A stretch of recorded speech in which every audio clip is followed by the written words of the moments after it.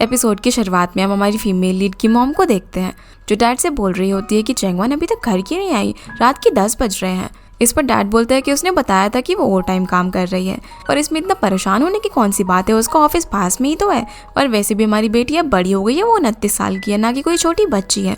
इस पर मॉम बोलती है कि वो हमारे लिए अभी भी बच्ची है और क्या पता रास्ते में आते वक्त उससे कोई बुरा आदमी टकरा जाए तो फिर, और उन्हें डांट कर उसे लेने के लिए भेज देती है।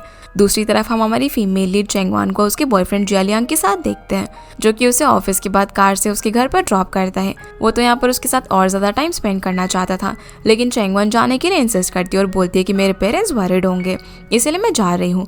अब वो जैसे ही कार से उतरती है तो जियालियांग उसे बोलने लग जाता है कि हमारे रिलेशनशिप को 3 साल हो गए हैं लेकिन आज तक कभी भी तुम मेरे साथ रात में नहीं रुकी। इस पर चैंगवान कहती है कि तुम इतना परेशान क्यों हो रहे हो, हम रात में वीडियो कॉल करेंगे ना, और यहाँ से जाने लगती है। लेकिन जियालियांग उसे जाने नहीं देता और उसे किस करना चाहता था, जो देखकर वो काफ़ी एम्बैरस हो रही थी कि वो यहाँ पर उसे किस करेगा। पर फिर जैसे ही वो दोनों एक दूसरे को किस करने वाले होते हैं तभी बीच में चैंगवान की मॉम आ जाती है। वो यहाँ पर इनको डांटने लग जाते हैं कि तुम दोनों यहाँ पर ये सब क्या कर रहे हो, जिन्हें देखकर जियालियांग बोलने लग जाते हैं कि अरे आंटी मैं तो बस चैंगवान को ऑफिस से घर ड्रॉप कर रहा था पर हम ना ट्रैफिक में फंस गए इसीलिए लेट हो गए। इस पर मॉम कहती है कि तुम पागल किससे बना रहे हो, रात को 10 बजे कौन सा ट्रैफिक मिल रहा है तुम्हें। जो सुनकर चैंगवान बीच में आ जाती है और अपनी मॉम को बोलती है कि मेरी गलती है, मैंने जियालियांग को बाहर चलने के लिए कहा था, पर मॉम उसे रास्ते से हटा देती है और जियालियांग को फिर से डांटना शुरू कर देती है कि तुम्हें पता नहीं है कि टाइम क्या हो रहा है, तुम इतनी रात को मेरी बेटी के साथ बाहर घूम रहे थे और तुम इस सड़क में कैसी हरकतें कर रहे थे, अभी तो तुम दोनों की शादी भी नहीं हुई है। जो सब देखकर चैंगवान जियालियांग को बचाने के लिए अपने डैड को इशारा करती है तो डैड यहाँ पर ऐसे बहाना करने लग जाते हैं कि जैसे उनका पैर मुड़ गया हो, जो देखकर मॉम और चैंगवान उनको देखने लग जाते हैं कि कहीं उन्हें ज़्यादा तो नहीं लगी। जिस बीच चैंगवान इशारा करके जियालियांग को यहाँ से भागने के लिए बोल देती है। जहाँ मौका देखकर वो भाग जाता है तो मॉम और ज़्यादा गुस्सा होने लग जाती है। वो बोलती है कि कैसा लड़का है, एक तो तुम्हारे डैड का पैर मुड़ गया और ये लड़का हमारी हेल्प करने के बजाय यहाँ से भाग गया। पर चैंगवान उन्हें ये सब छोड़कर डैड को अंदर ले जाने के लिए बोलती है। घर पहुंचने के बाद चैंगवान के रूम में उसकी मॉम आती है और उससे यहाँ पर पूछने लग जाती है कि उसके और जियालियांग के बीच में क्या क्या हुआ है। ये सुनकर चैंगवान उन्हें बोलती है कि मॉम आप ये कैसी बातें कर रही है, ये मेरे और जियालियांग के बीच की बात है इसलिए आप ये सब मत पूछो, ये बहुत ही एम्बैरेसिंग है। तो मॉम यहाँ पर उससे पूछती है कि क्या चैंगवान ने कभी तुम्हारे साथ शादी की बात की है, देखो तुम अब कुछ ही टाइम में 30 साल की हो जाओगी, इसलिए तुम मुझसे पूछो कि वो तुमसे शादी करना भी चाहता है या फिर नहीं, और अगर ऐसा नहीं है तो तुम मुझसे ब्रेकअप कर लो क्योंकि मुझे वो वैसे भी कुछ ज़्यादा पसंद नहीं है, तुम्हें और भी अच्छे लड़के मिल जाएंगे।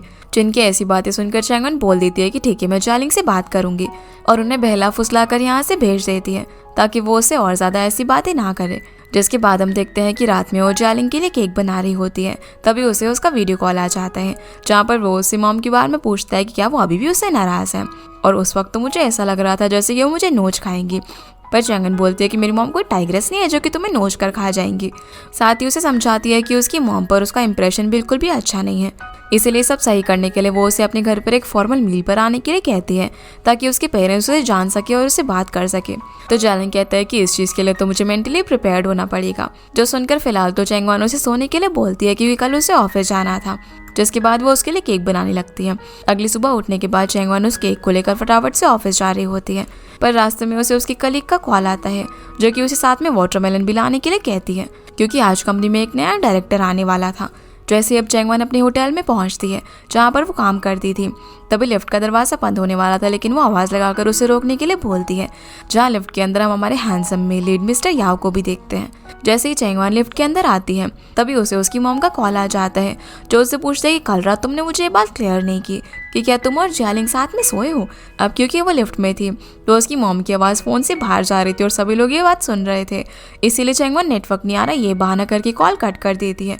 अब जैसे ही लिफ्ट का दरवाज़ा ओपन होता है तो याओ बाहर निकल रहा होता है। निकलते वक्त वो चैंगवान से टकरा जाता है जिससे कि उसके हाथ में जो कॉफ़ी थी वो उसकी शर्ट पर गिर जाती है, लेकिन फिर भी वो बिना कुछ कहे जाने लगता है। ये देखकर चैंगवान उसे रोकने की कोशिश करती है और अपना सामान अपनी कलीग को दे देती है रखने के लिए। वो याओ के पीछे जाकर उसे बोलती है कि मेरी वजह से आपकी शर्ट गंदी हुई है और मेरे पास एक स्टेन इरेजर पेन है जिससे कि मैं ठीक कर सकती हूँ। वो फिर उस पेन को निकालकर उसका स्टेन साफ करने लग जाती है जिससे वो पूरी तरीके से गायब हो जाता है। इस चीज़ के लिए याओ यहाँ पर उसे टिप देने लगता है पर चैंगवान उसे मना कर देती है। वो उसे बताती है कि मैं इसी होटल में सेल्स डिपार्टमेंट की एम्प्लॉय हूँ और हमारे यहाँ के रूल के हिसाब से मैं ये टिप एक्सेप्ट नहीं कर सकती। साथ ही वो उसे उनकी होटल में वेलकम करती है और अच्छे से स्टे करने के लिए बोलकर यहाँ से चली जाती है। सीन अब यहाँ से जियालियांग पर आता है। जिसके घर में उसकी मॉम उसके लिए सूप लेकर आती है और उससे पूछती है कि क्या आज वो ऑफिस नहीं गया। तो बोलता है कि मैं गया था लेकिन अपना काम खत्म करके वापस आ गया, और क्योंकि अभी वो सूप नहीं पीना चाहता था इसीलिए वो उसे फ्रिज में रख रही थी। जहाँ जैसे वो फ्रिज खोलती है तो वो पूरा भरा हुआ था, साथ ही उसका घर भी काफी नीट एंड क्लीन था। मॉम बोलती है कि ये सब देखकर तो ऐसा लग रहा है कि तुम्हारी लाइफ में मेरी कोई ज़रूरत ही नहीं है। तो जियालिंग बोलता है कि चेंगवन के साथ मैं कभी भी भूखा नहीं मरूंगा। तो मॉम कहती है कि क्या उसे हमारी फैमिली के बारे में पता है। जियालिंग कहता है कि जब भी मैं इस बारे में सोचता हूँ तो मेरा सर दर्द होने लग जाता है।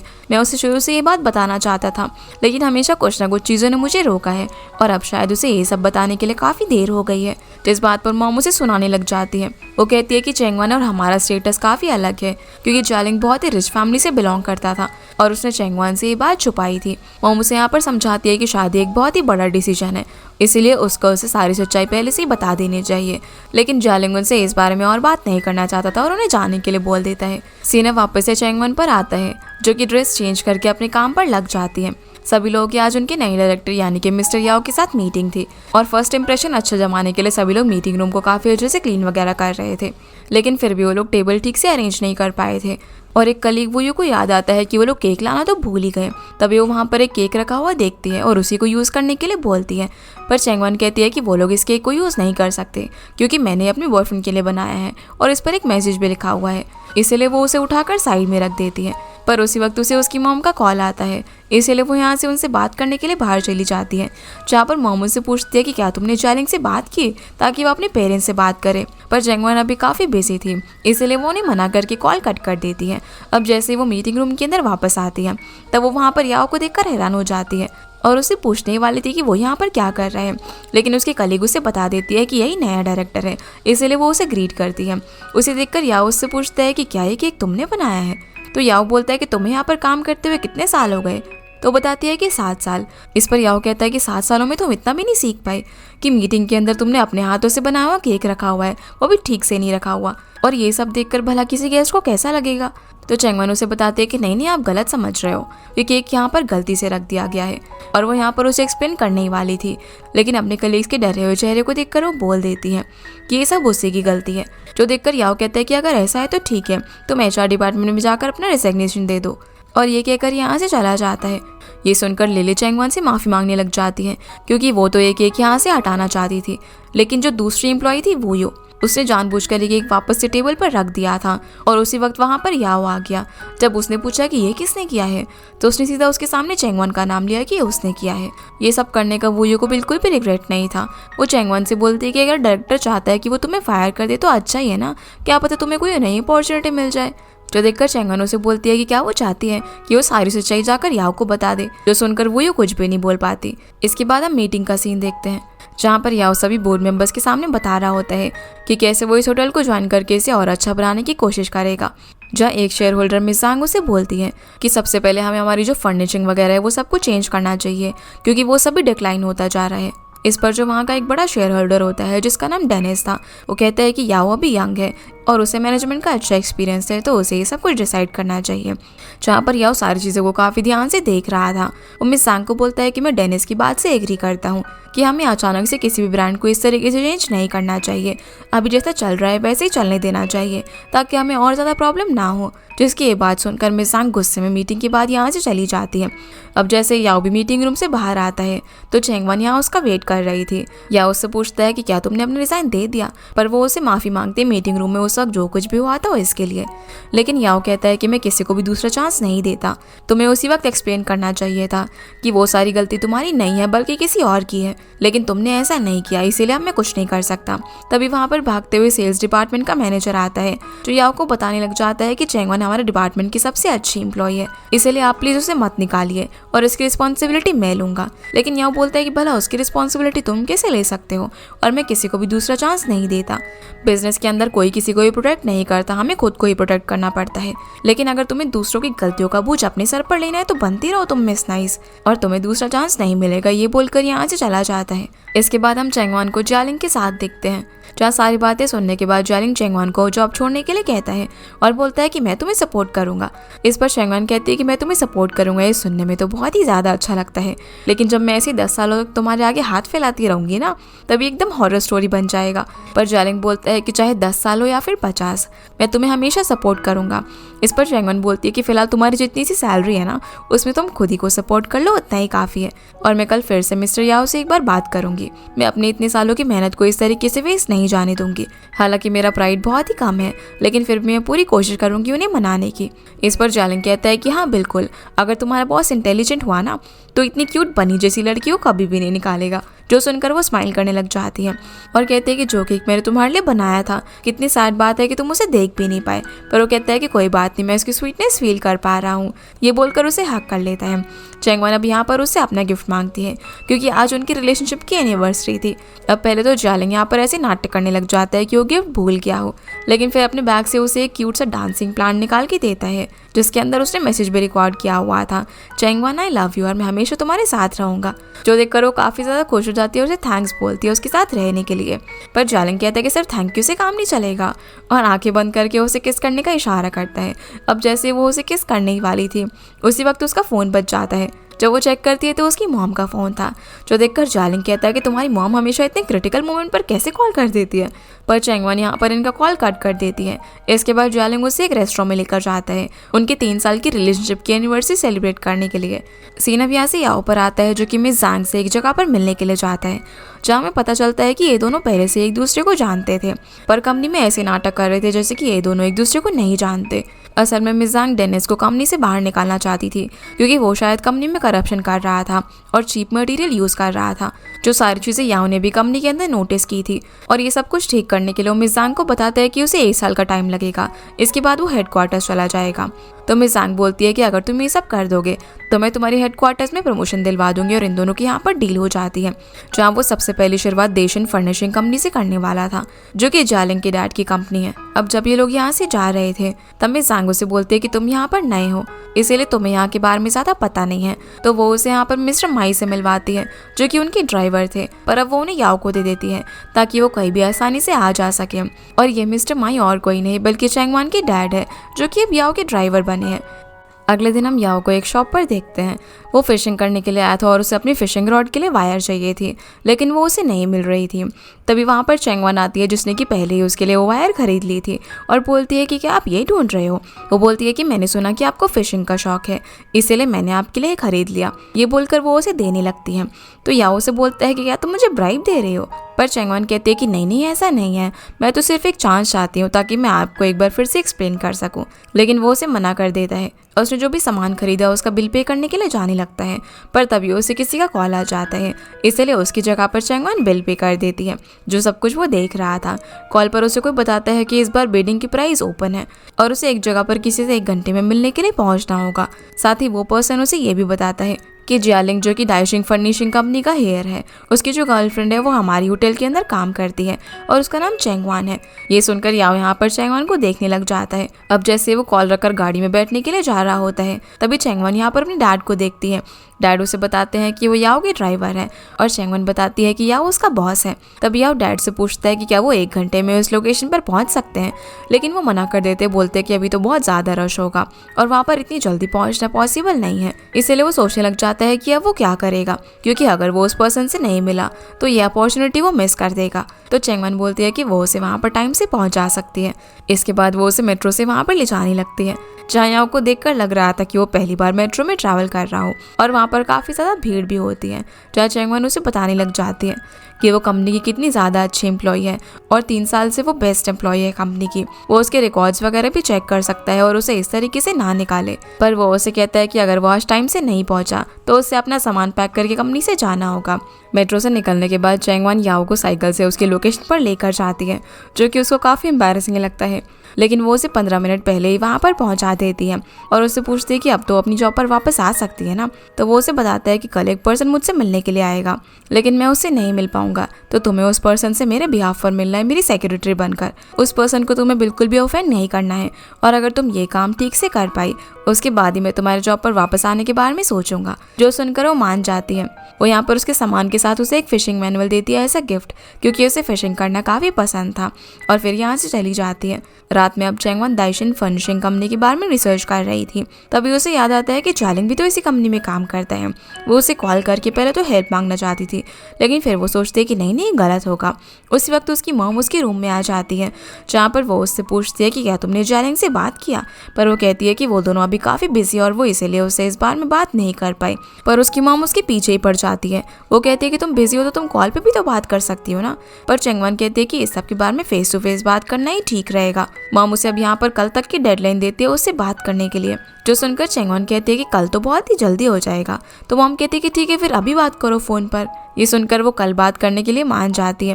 डैड को भी ये सब देखकर अच्छा नहीं लग रहा था कि मॉम कैसे चैंगवन को इतनी ज़्यादा पुश कर रही थी मैरिज के लिए। वो बोलती है कि ये बच्चों के आपस का मैटर है, जालिंग उसे प्यार करता है और वो उसे अच्छे से रखता है, तो भला तुम्हें और क्या चाहिए, और तुम ऐसे बच्चों को क्यों इतना पुश किए जा रही हो। तो मॉम बोलती है कि सिर्फ प्यार करना ही काफ़ी नहीं होता, क्या वो उसे एक अच्छा घर, कार वगैरह ये सब कुछ दे सकता है। मैं चाहती हूँ कि जो सब कुछ मेरी लाइफ में मुझे नहीं मिला वो मेरी बच्ची को मिले। जिनकी ये बातें सुनकर चैंगवन जालिंग को वॉइस नोट भेजती है कि क्या वो कल उसके घर डिनर पर आ सकता है, जिस पर वो बोलता है कि उसके एक क्लाइंट के साथ मीटिंग है, लेकिन वो उसके बाद ज़रूर आ सकता है। ये सुनकर वो खुश हो जाती है। अगले सुबह हम जालिंग को देखते हैं, जो कि कार ड्राइव करके अपने डैड को कहीं पर ले जा रहा था। वो यहाँ पर फ़ोन पर डेनिस से बात कर रहे थे। वो उसे कहते हैं कि मैंने तुम्हारे लिए कुछ गिफ्ट्स भिजवाए हैं, और साथ ही उससे कंपनी की जो ओपन बिडिंग है उसके बारे में बात कर रहे थे, क्योंकि डेनिस हर बार उन्हीं को टेंडर दिया करता था, लेकिन इस बार वो भी बहाने बनाने लग जाता है। वो कहता है कि इस बार याओ आया है तो चीज़ें उन्हें वापस से रीशफल करनी पड़ेगी, और फिर उससे बाद में मिलने का कहकर कॉल कट कर देता है, जो देखकर जालिंग के डैड को बहुत ज़्यादा गुस्सा आता है। तो जालिंग कहता है कि मैंने तो पहले ही कहा था ये गिफ्ट्स वगैरह भेजने से कुछ भी नहीं होगा। इस पर डैड कहता है कि अगर तुम्हारे पास कोई प्लान है तो मुझे बताओ ना, पर वो मना कर देता है और कहता है कि मैं आपके साथ कंपनी के अंदर नहीं जाऊंगा, मैं बाहर ही वेट करूंगा। तो डैड कहते हैं कि क्या मैं तुम्हें अपना ड्राइवर बनाकर यहाँ पर लेकर आया हूँ जो कि तुम बाहर ही रुकोगे। वो उसे ज़बरदस्ती अपने साथ होटल के अंदर लेकर आ जाते हैं, और ये वही होटल है जहाँ पर चैंगवन काम करती है। इसीलिए जालिंग मास्क लगाकर अंदर आता है। जब उसके डैड याओ से मिलने के लिए जा रहे थे तो वॉशरूम का बहाना करके वहाँ से चला जाता है, जहाँ उसके डैड को ग्रीट करने के लिए चैंगवन आती है। अब जैसे कि उसे तो कल ही याओ ने बता दिया था कि कैसे उसे उस पर्सन को हैंडल करना है जिससे कि वो मिल नहीं पाएगा, तो चैंगवन काफ़ी अच्छे से उसे बताने लग जाती है कि मिस्टर याओ को अचानक से ही कुछ काम आ गया, इसीलिए वो आज आपसे नहीं मिल पाएंगे। अब वो यहाँ पर उनसे बात कर ही रही थी, तभी इन लोगों को बात करता है और जालिंग देख लेता है और अपना मुंह छुपाकर जाने लग जाता है। लेकिन उसके डैडो से बोलते हैं कि तुम कहाँ जा रहे हो, अंदर आओ। और फिर चैंगवन से उसे इंट्रोड्यूस करते हो, बताते हैं कि ये मेरा बेटा है जिसका नाम जालिंग है। जालिंग का नाम सुनते ही वो उसे देखने लग जाती है, और अब क्योंकि उसकी सच्चाई उसके सामने आ चुकी थी इसीलिए वो अपना मास्क भी हटा देता है, जिसे देखकर वो हैरान हो जाती है। डैडो से पूछते हैं कि क्या तुम दोनों एक दूसरे को जानते हो, तो जालिंग बता देता है कि चैंगवन मेरी गर्लफ्रेंड है। ये जानकर उसके डैड मिस्टर शिन भी हैरान थे। वो बोलते हैं कि मिस्टर याओ सच में बिजी है, या फिर उन्होंने जानबूझकर तुम्हें मेरे सामने भेजा है मुझसे डील करने के लिए। पर चैंगवन उन्हें बताती है कि मुझे तो आज ही पता चला है कि जालिंग आपका बेटा है, इसलिए मिस्टर याओ को भी ये चीज़ें नहीं पता होगी। उन्होंने जानबूझकर ऐसा नहीं किया है, वो सच में बिजी है, लेकिन असल में याओ ने ये सब कुछ जानबूझकर किया था। अब चैंगवन उन्हें बाहर तक छोड़ने के लिए जाती है और उनसे माफ़ी मांगती है कि इस बार मिस्टर याओ उससे नहीं मिल पाए। जालिंग अपने डैड को जाने के लिए बोलकर चैंगवन से बात करने के लिए वहीं पर रुक जाता है, जहां वो तो उससे बहुत ही ज़्यादा गुस्सा थी। वो यहाँ पर पहले तो उससे हमेशा की तरह झूठ बोलने लग जाता है कि मेरे डैड का सिर्फ एक छोटा सा बिजनेस है, जो सुनकर चैंगवन को और ज़्यादा गुस्सा आ जाता है। वो उसे काफ़ी ज़्यादा सुनाने लग जाती है कि उसने उसे क्या क्या चीज़ें बोली थी, कि वो कैसी कैसी जॉब करता है। तुमने मुझे कहा था कि तुम्हारे पेरेंट्स विलेज में रहते हैं, और साथ ही ये भी बोला था कि तुम्हें यहाँ का खाना पसंद नहीं है, इसलिए मैंने तुम्हारे लिए कुकिंग सीखी। जब तुम्हें तुम्हारे फेवरेट शूज़ चाहिए थे तो उसके लिए पैसे बचाकर मैंने तुम्हें वो खरीद कर दिए। जब तुमने मुझे कहा कि तुम्हारी नौकरी जाने वाली है तब मैंने तुम्हें अपने फ्रेंड्स के पास रेफर किया और तुम्हारे करियर के लिए प्लान बनाया। लेकिन अब मुझे पता चल रहा है कि तुम सिर्फ एक अमीर बाप की बिगड़ी हुई औलाद हो जो कि खुद से मेहनत नहीं करना चाहती थी, और तुमने मुझे इतने सालों तक सिर्फ बेवकूफ़ बनाया। इस पर जालिंग कहता है कि नहीं तुम गलत समझ रही हो, ऐसा बिल्कुल भी नहीं है। मैं तुम्हें हमेशा से सच्चाई बताना चाहता था लेकिन मैं बता नहीं पाया। पर चैंगवन को अब उसकी किसी भी बात पर भरोसा नहीं हो रहा था, जहाँ हम देख पाते हैं कि उनकी ये सारी बातें याओ का असिस्टेंट हीडोंग सुन रहा होता है। जालिंग चैंगवन को बोलता है कि तुम फिलहाल अपना काम कर लो और हम शाम को तुम्हारे घर डिनर पर मिलते हैं, लेकिन वो उसे आने से मना कर देती है और कहती है कि मैं तुम्हारी शक्ल नहीं देखना चाहती, ये बोलकर चली जाती है। इधर दोंग याओ को बता रहा होता है कि कैसे जालिंग चेंगवान के सामने एक पुअर लड़का होने का नाटक कर रहा था ताकि वो अपना ट्रू लव ढूंढ सके। इस पर याओ कहता है कि चेंगवान भी तो नाटक कर सकती है ना, और शायद उसे ये चीज़ पहले से ही पता हो कि जालिंग बहुत ही ज़्यादा रिच है। लेकिन डोंग बोलता है कि नहीं नहीं ऐसा नहीं है, और अगर आप ऐसा सोचते हो तो आप तो बहुत ही ज़्यादा ईविल हो। जिस बात पर वो उसे देखने लग जाता है और कहता है कि मुझे इस सबसे कोई भी लेना देना नहीं है, लेकिन जब तक उसका जालिंग के साथ रिलेशनशिप है तब तक वो हमारे लिए काम की है, इसलिए उसे यहाँ पर बुलाओ। चेंगवान अब जैसे ही या उसे मिलने के लिए आती है तो वहाँ पर वो उसे सारी सच्चाई बता देती है कि आज की मीटिंग बहुत ही ज़्यादा वियर्ड थी, क्योंकि जो मिस्टर शिन है वो मेरे बॉयफ्रेंड की डैड है। ये बात मुझे आज ही पता चली और उनको भी, इसलिए उन्हें लग रहा होगा कि मैं अपने रिलेशनशिप को यूज़ कर रही हूँ बिजनेस के लिए। पर याओ कहता है कि नहीं नहीं ऐसी बात बिल्कुल भी नहीं है, पर तुम्हारा पर्सनल लव मैटर अलग है और ये बिजनेस का मैटर है। तुमने सब कुछ काफ़ी अच्छे से हैंडल किया, इसीलिए मैं तुम्हारी जॉब के बारे में सोचूंगा। फिर जब जालिंग ऑफिस से घर जा रही थी तभी रास्ते में उसे उसकी मॉम का वॉइस नोट आता है जो बोलती है कि मैंने 5 डिशेस बनाई और एक सूप बनाया है, इस बार तुम और जालिंग घर पर आ रहे हो ना। डैड का भी उसको वॉइस नोट आता है जो बोलते हैं कि इस बार प्लीज कुछ प्लान के साथ आना और जालिंग को बोलना कि तुम्हारी मॉम के सामने इस बार अच्छे से पेश आए। सीन अब यहाँ से जालिंग और उसके डैड पर आता है जहाँ पर वो दोनों घर पहुँचते हैं। तो डैड बोलते हैं कि आज का दिन कितना ज़्यादा ख़राब था, और मॉम से कहते हैं कि इन साहब का दिल एक सेक्रेटरी पर आ गया है। जो सुनकर जालिंग बोलता है कि डैड वो कोई सेक्रेटरी नहीं है, उसका नाम चेंगवान है और वो मेरी गर्लफ्रेंड है। जो सुनकर मॉम जालिंग के पास आकर बैठ जाती हैं और उसे बोलती है कि डैड के बाद अभी कंपनी तुम्हारी होगी, तुम्हें ये सब कुछ संभालना है, इसीलिए तुम्हें ना कोई ऐसी पार्टनर मिलनी चाहिए जो कि तुम्हारा हाथ बटा सके। और उसे यहाँ पर अपनी फ्रेंड की बेटी से इंट्रोड्यूस करवाने की बात करती है, लेकिन वो साफ साफ मना कर देता है। वो कहता है कि मैं चेंगवान से प्यार करता हूँ, चेंगवान भी मुझसे प्यार करती है, हम दोनों एक दूसरे से बहुत ही ज़्यादा प्यार करते हैं और हमें कोई भी अलग नहीं कर सकता। इसीलिए मॉम आगे से आप मुझसे ना ऐसी फालतू बातें मत करना, और आज मैं घर पे खाना नहीं खाऊंगा। ये बोलकर यहाँ से जाने लगता है। तो डैड कहते हैं कि 30 साल का हो गया ये लड़का, लेकिन अभी भी कितना रूड है, कोई ऐसे बात करता है क्या अपनी मॉम से। वहीं चेंगवान अपने घर पर कुछ गिफ्ट्स लेकर जाती है और मॉम के पूछने पर बताती है कि जालिंग आज यहाँ पर नहीं आ पाएगा क्योंकि उसे ओवर टाइम काम करना पड़ रहा है, इसलिए उसने आप लोगों के लिए गिफ्ट्स भिजवाए हैं। जो सुनकर मॉम का टेम्परेचर हाई हो जाता है। बोलती है कि देखा, मैंने बोला था ना कि ये लड़का बिल्कुल भी रिलायबल नहीं है, उसे सिर्फ डिनर पर आने के लिए कहा गया था, लेकिन उससे इतना भी नहीं हो पाया। मॉम अब यहाँ पर काफी ज्यादा चीजें बोले जा रही थी जो सुनकर चेंगवान मॉम को बता देती है कि जालिंग को कोई ओवर टाइम काम नहीं करना, बल्कि हमारी लड़ाई हो गई है इसीलिए नहीं आया। डैड बोलते हैं कि क्या वो कुछ ज़्यादा सीरियस लड़ाई हो गई क्या, पर चेंगवान कहते हैं कि नहीं नहीं कुछ दिनों में सब कुछ ठीक हो जाएगा। लेकिन मॉम बोलती है कि तुम्हारी तो और ज़्यादा लड़ाई होनी चाहिए, इतनी ज़्यादा कि तुम दोनों ब्रेकअप कर लो। वो लड़का बिल्कुल भी रिलायबल नहीं है, ना तो उसके पास पैसा है, ना घर है, ना गाड़ी है, उसने मेरी बेटी के 3 साल बर्बाद कर दिए। जो सुनकर चेंगवान उन्हें उसके रिच होने वाली बात बताने वाली थी, पर तभी उन्हें जालिंग के चिल्लाने की आवाज़ आती है जो कि उनके घर के नीचे खड़ा होकर चेंगवान को बुला रहा था और उसे एक चांस मांगता है खुद को एक्सप्लेन करने का। चेंगवान अब उसे खिड़की से जाकर देखती है और उसे बोलती है कि वो ये सब क्या कर रहे हैं, क्योंकि उसके चिल्लाने की आवाज़ से काफ़ी सारे लोग वहाँ पर इकट्ठा हो गए थे। जालिंग बोलने लग जाता है कि मुझसे गलती हुई है, मैंने तुमसे झूठ कहा। वो उसे अब सारी चीज़ें बताने लग जाता है कि मेरे डैड की एक फर्निशिंग कंपनी है, उनकी कितनी प्रॉपर्टीज़ वगैरह ये सब कुछ बता रहा होता है। जो सुनकर मॉम को तो लगता है कि वो उसे झूठ बोल रहा है ताकि वो उसे अपने प्यार में फंसा सके और उसे शादी कर सके। इसीलिए मॉम को भी काफ़ी ज़्यादा गुस्सा आ जाता है। वो कहते हैं कि तुम मेरी बेटी से झूठ बोलोगे, और ये बोलकर नीचे उसे डांटने के लिए जा रही थी, लेकिन चेंगवान उन्हें रोक देती है और बताती है कि मॉम वो झूठ नहीं बोल रहा है, वो सच में काफ़ी ज़्यादा अमीर है, लेकिन हाँ उसने मुझसे झूठ कहा, उसने 3 साल तक मुझसे ये बातें छुपा कर रखी, उसने मुझसे अपना मोबाइल रिचार्ज कराया, यहाँ तक कि उसने मुझसे अपना लोन भी रीपे करवाया।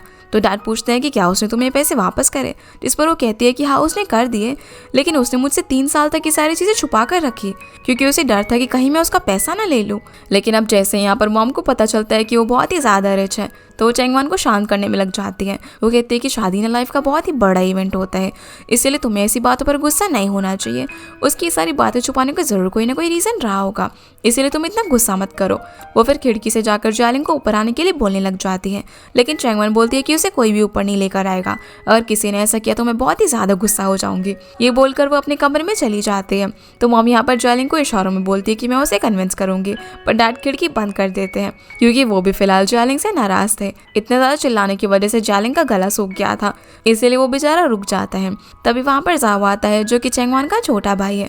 वो सभी लोगों को यहाँ से भेज देता है और पूछता है कि आखिर बात क्या है जो कि तुमने इतना हंगामा मचाया हुआ है। तो जालिंग उसे कहता है कि मेरी मदद करो ना अपनी बहन को पटाने में। इस पर जाओ कहते हैं कि तुम्हारी उससे फाइट हुई है क्या? जालिंग बोलता है कि नहीं, छोटी सी मिसअंडरस्टैंडिंग है।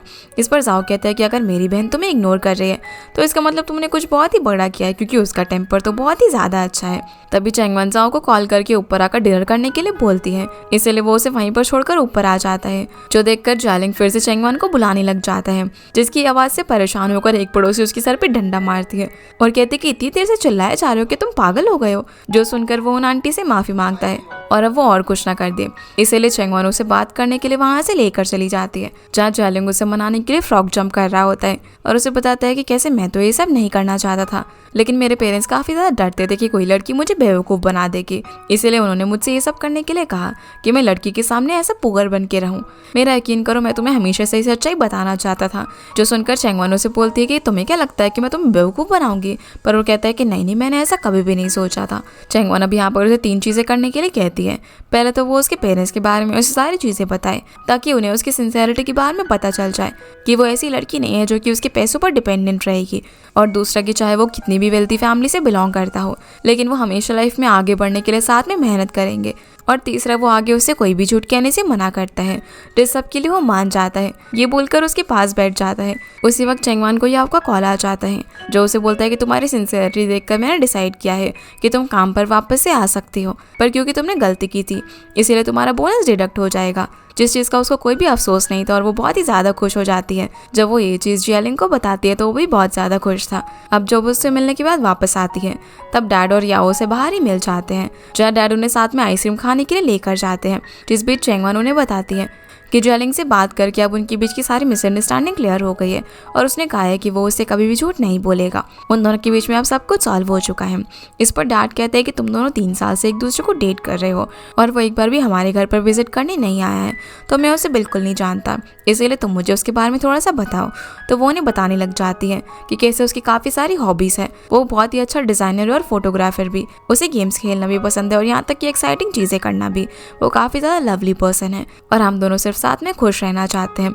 मैं लाइफ में किसी भी चीज़ को रिग्रेट नहीं करना चाहती, चाहे वो मेरा काम हो, फैमिली हो या फिर लव। अब जैसे ये लोग साथ में एंजॉय करके घर पहुंचते हैं तो इन लोगों को तो लगता है कि मॉम सो गई, लेकिन मॉम चैंगवन के लैपटॉप में दाइशिन फर्निशिंग कंपनी के बारे में देखती है कि वो तो सच में बहुत ही बड़ी कंपनी है और जालिंग सच में बहुत ही ज़्यादा रिच है, जो जानकर वो काफ़ी ज़्यादा खुश हो जाती है। लेकिन उसी वक्त चैंगवन आ जाती है, जो कि मॉम को डांट रही थी यही सब करने के लिए। इसलिए मॉम चुपचाप अपने कमरे में सोने के लिए चली जाती है और डैड चैंगवन को नाराज़ होने से मना करते हुए कहते हैं कि मैं तुम्हारी मॉम को समझा दूंगा कि वो आगे से ऐसा ना करे।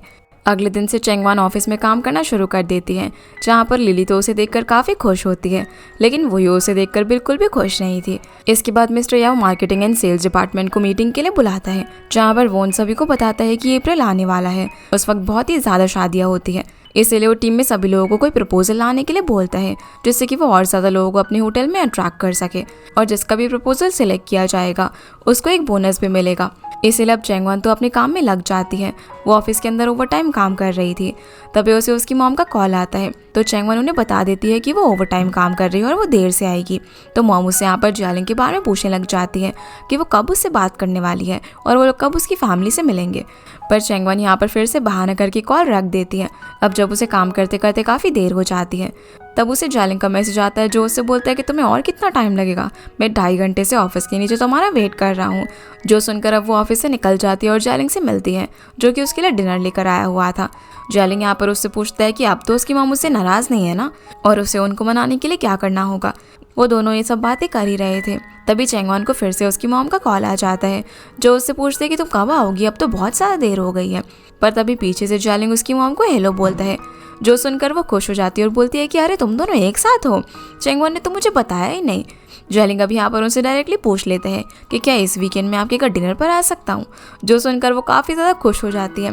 फिर उन दोनों को साथ में टाइम स्पेंड करने का बोलकर कॉल कट कर देती है। अब वो इतनी ज़्यादा स्ट्रेस हो जाती है कि जियालिंग उनके घर आने वाला है, इसलिए अभी से पूरी सफाई वगैरह करने लग जाती है। उनको लग रहा था कि उनके घर में ज़्यादा स्पेस नहीं है, इसलिए वो जाओ का बेड हटा देती है ताकि उनके घर में और ज़्यादा स्पेस लगे, और फिर डैड के साथ उसी वक्त सफाई करने लग जाती है।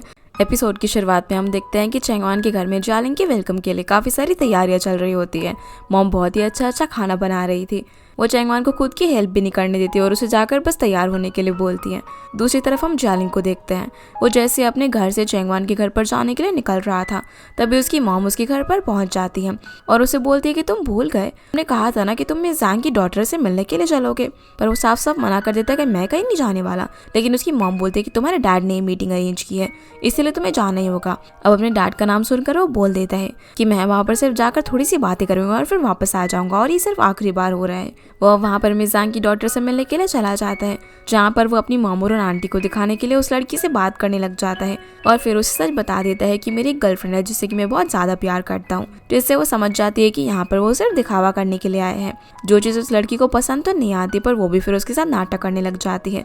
अब जब दोनों मदर देखती है कि दोनों बच्चे आपस में अच्छे से बात कर रहे हैं, तो वो इन्हें के लिए बात करने के लिए छोड़कर चली जाती है। सीन अब यहाँ से याओ पर आता है, जो कि अपनी ग्रैंडमा के साथ इसी रेस्टोरेंट में आ रहा था।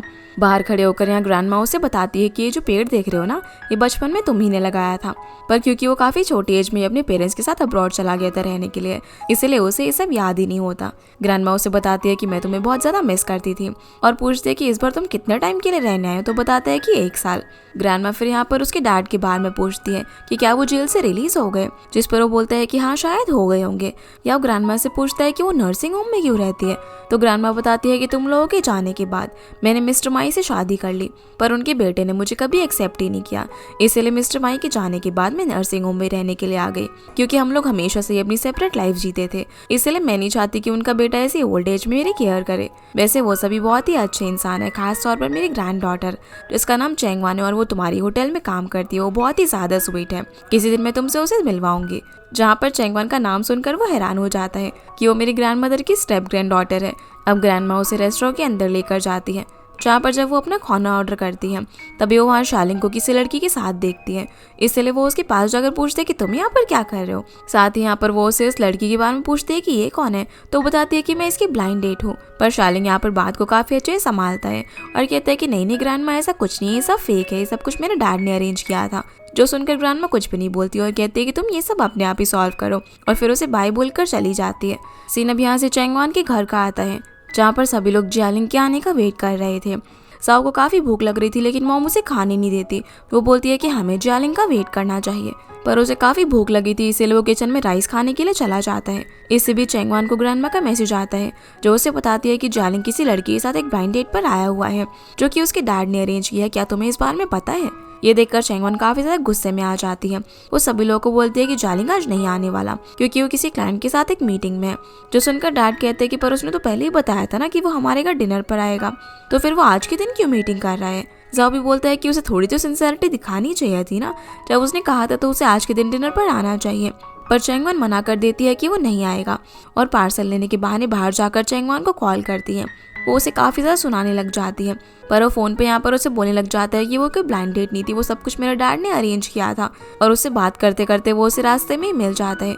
चैंगवान उससे बहुत ही ज़्यादा अपसेट थी कि उसने उससे फिर से झूठ बोला, पर जियालिंग उसे घर पर चलकर बात करने के लिए कहता है, लेकिन चैंगवान मना कर देती है। वो कहती है कि तुमने मेरी पूरी फैमिली का मजाक बना दिया, मेरी मॉम सुबह से तुम्हारे लिए खाना बनाने में लगी हुई है, और एक तुम हो जिसने कि मुझे कहा कि तुम आ रहे हो और फिर किसी और के साथ ब्लाइंड डेट पर चले गए। तभी वहाँ पर चैंगवान की फ्रेंड माओ आ जाती है, जो कि जियालिंग को बैग से हिट करके उसे वुमेनाइजर बुलाती है। वो कहती है कि गर्लफ्रेंड होते हुए तुम ब्लाइंड डेट पर जा रहे हो, चलो निकलो यहाँ से। पर वो फिर भी यहाँ पर उन्हें समझाने की कोशिश करने लग जाता है, लेकिन इतने में एक ट्रैफिक पुलिस वाला बाहर से आता है। वो कहता है कि तुम्हारी कार है जो बाहर खड़ी हुई है, पूरा रास्ता ब्लॉक कर रही है, चलो हटाओ उसे। वो फिर भी जाने को तैयार नहीं था, लेकिन वहाँ पर खड़ी हुई लेडी भी उसे जाने के लिए बोलने लग जाती है और ट्रैफिक पुलिस वाला भी उसे खींच कर यहाँ से लेकर चला जाता है। माओ चैंगवान को चुप कराती है और उसे अपसेट होने से मना करती है, और फिर उसके और जाओ के साथ चैंगवान के घर पर जाती है, जहाँ जाओ को देखकर साफ पता चल रहा था कि वो माओ को पसंद करता है। चैंगवान के पेरेंट्स भी यहाँ पर माओ से मिलकर काफ़ी ज़्यादा खुश होते हैं, क्योंकि वो बहुत टाइम बाद उनसे मिलने के लिए आई थी। और फिर सभी लोग साथ में बैठकर खाना खाने लगते हैं, जहाँ बातों ही बातों में मॉम बताती है कि जियालिंग आज डिनर के लिए आने वाला था।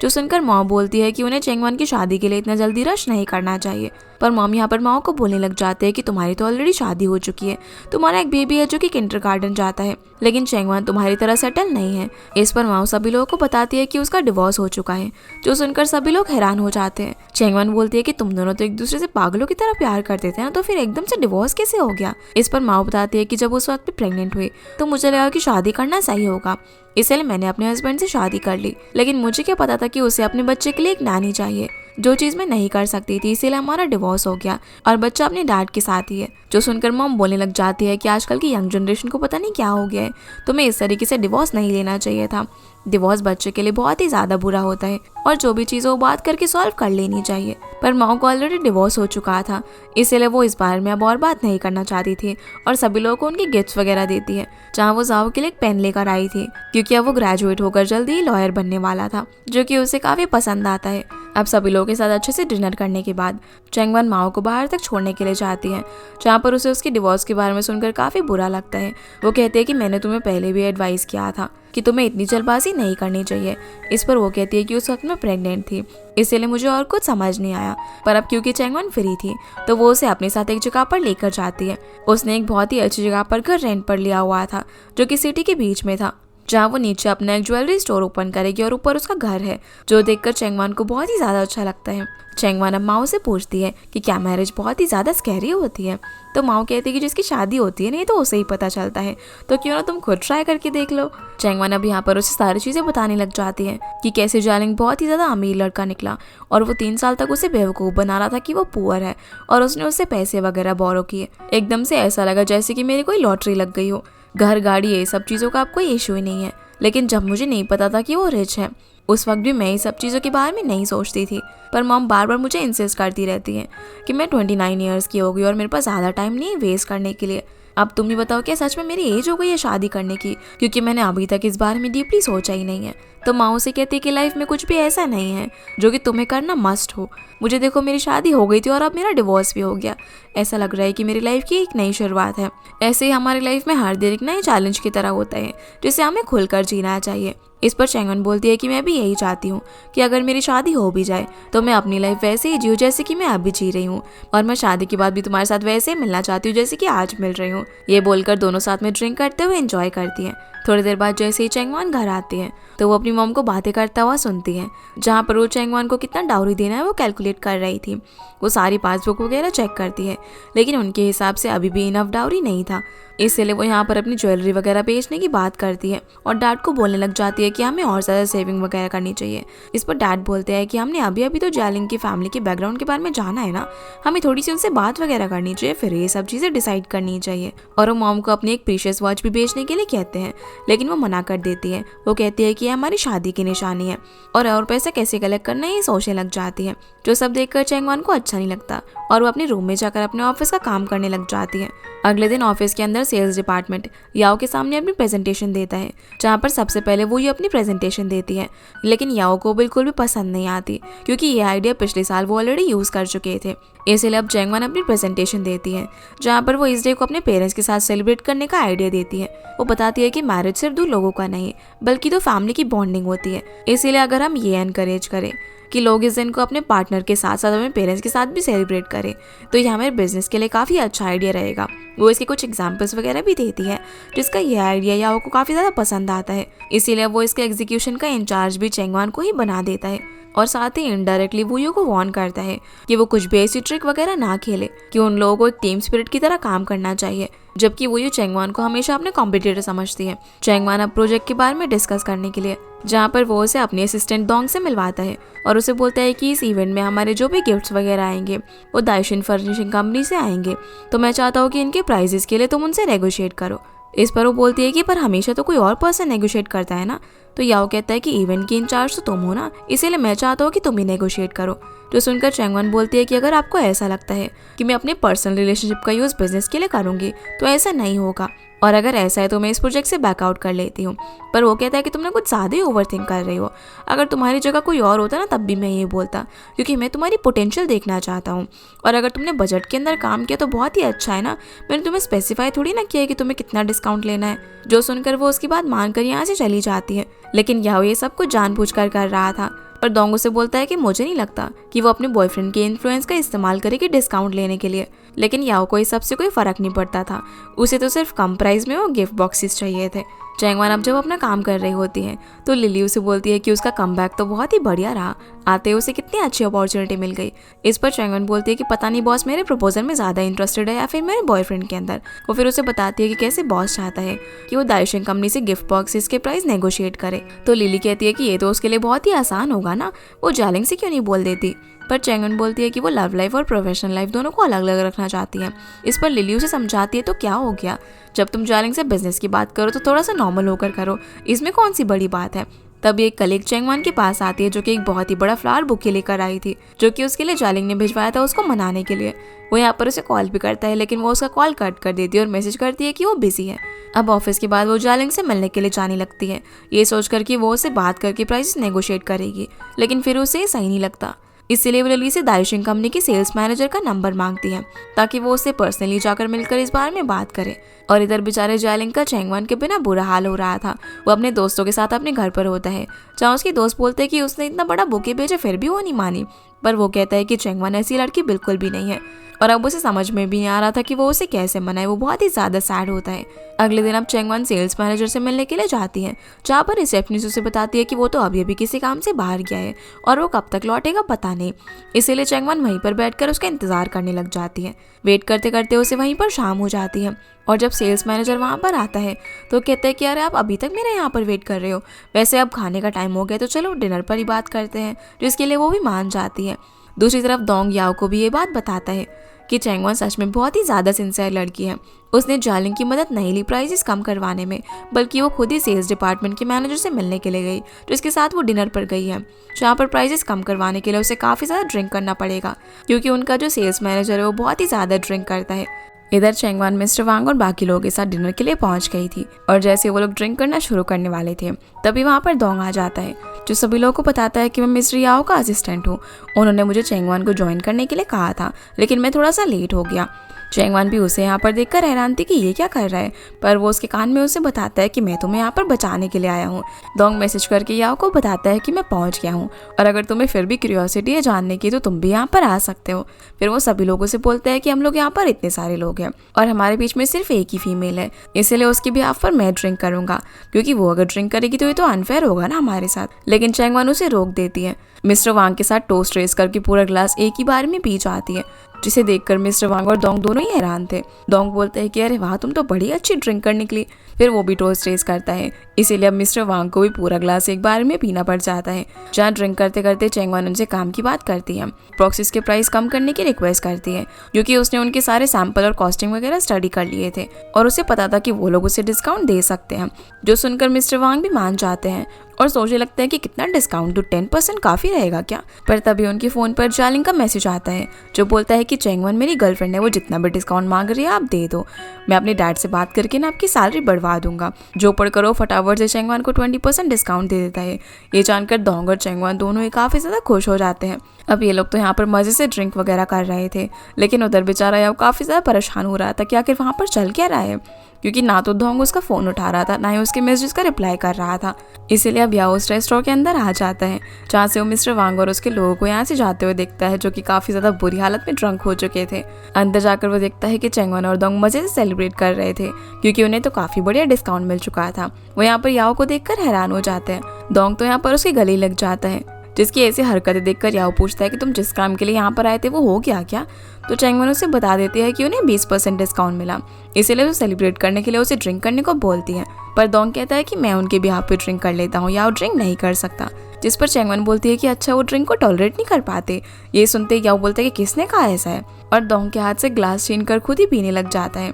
लेकिन 2 मिनट बाद देखते हैं कि उसकी हालत तो काफ़ी बुरी हो गई थी, वो वहीं चेयर पर मुंह खोलकर सो गया था, जिसे देखकर चैंगवान बोलने लग जाती है कि मुझे नहीं पता था कि इसकी हालत इतनी ज़्यादा बुरी हो जाती है। पर दोंग बेचारा परेशान हो रहा था, क्योंकि रेस्टोरेंट क्लोज होने वाला था और उन्हें यहाँ से कोई कैब भी नहीं मिलने वाली थी। उसे समझ नहीं आ रहा था कि वो याओ को यहाँ से कैसे लेकर जाएगा। पर चैंगवान को एक आइडिया आता है और अब वो लोग याओ को एक ट्रॉली के अंदर खींच के लेकर जा रहे होते हैं सड़क से। जिसकी ऐसी हालत देखकर आसपास के लोग उस पर हंस रहे होते हैं कि ज़रूर उसने कुछ ज़्यादा ड्रिंक किया होगा। जो सुनकर चैंगवन सोचने लग जाती है कि अगर किसी कलीग ने ऐसा देख लिया ना तो बिल्कुल भी अच्छा नहीं होगा। इसीलिए वो याओ का फेस जैकेट से कवर करने के लिए बोलती है। पर उसका फेस कवर करने से पहले डोंग चैंगवन को बोलता है कि क्या तुम इस अपॉर्चुनिटी का फ़ायदा नहीं उठाओगी, चलो थोड़ी सी फोटोज़ क्लिक करते हैं। जिसका ये आइडिया उसे काफ़ी ज़्यादा पसंद आता है और वो याओ के ट्रंक हालत में उसके साथ फोटोज क्लिक करवाती है। फिर वो लोग उसका फेस कवर करके उसे होटल तक लेकर जाते हैं, जहाँ डोंग उसके रूम का कार्ड लेने के लिए रिसेप्शन पर चला जाता है और चैंगवन बेचारी उसे खींच कर ऊपर लेकर जा रही थी। पर कॉरिडोर के अंदर याओ उस कार्ड से नीचे गिर जाता है और बोलता है कि ये बेड ना काफ़ी छोटा है, मुझे दूसरा चाहिए। चैंगवन उसे काफ़ी ज़्यादा कोशिश करती है वापस से ऊपर लेटाने की, लेकिन वो मान ही नहीं रहा था। तभी वहाँ पर डोंग आ जाते हैं और ये दोनों काफ़ी मुश्किल से अब उसे उस कार्ड के ऊपर वापस से लेटाते हैं और खींचकर उसके रूम के अंदर ले जाते हैं, जहाँ डोंग तो उसके लिए टॉवल लेने के लिए चला जाता है और याओ नशे में चैंगवन को अपना पूरा पर्स दे देता है टिप देने के लिए और यहाँ पर अपने कपड़े उतारने लग जाता है। बोलता है कि मुझे ना स्विमिंग करने जाना है। जो सुनकर चैंगवन जोर से चिल्लाकर डोंग को बुलाती है और कहती है कि याओ अपने कपड़े निकाल रहा है, इसीलिए वो फटाफट से आकर उसे रोकता है। अब चैंगवन ऐसी सिचुएशन में यहाँ पर और नहीं रुकना चाहती थी, इसीलिए वो बोलती है कि प्रपोजल मैं मेल कर दूंगी और फिलहाल मैं यहाँ से जा रही हूँ। डोंग उसे याओ के पर्स के आधे पैसे देना चाहता था, लेकिन वो मना करके यहाँ से चली जाती है। अगली सुबह अब जब याओ की आँख खुलती है तो डोंग से पूछता है कि मैं यहाँ पर कैसे पहुँचा।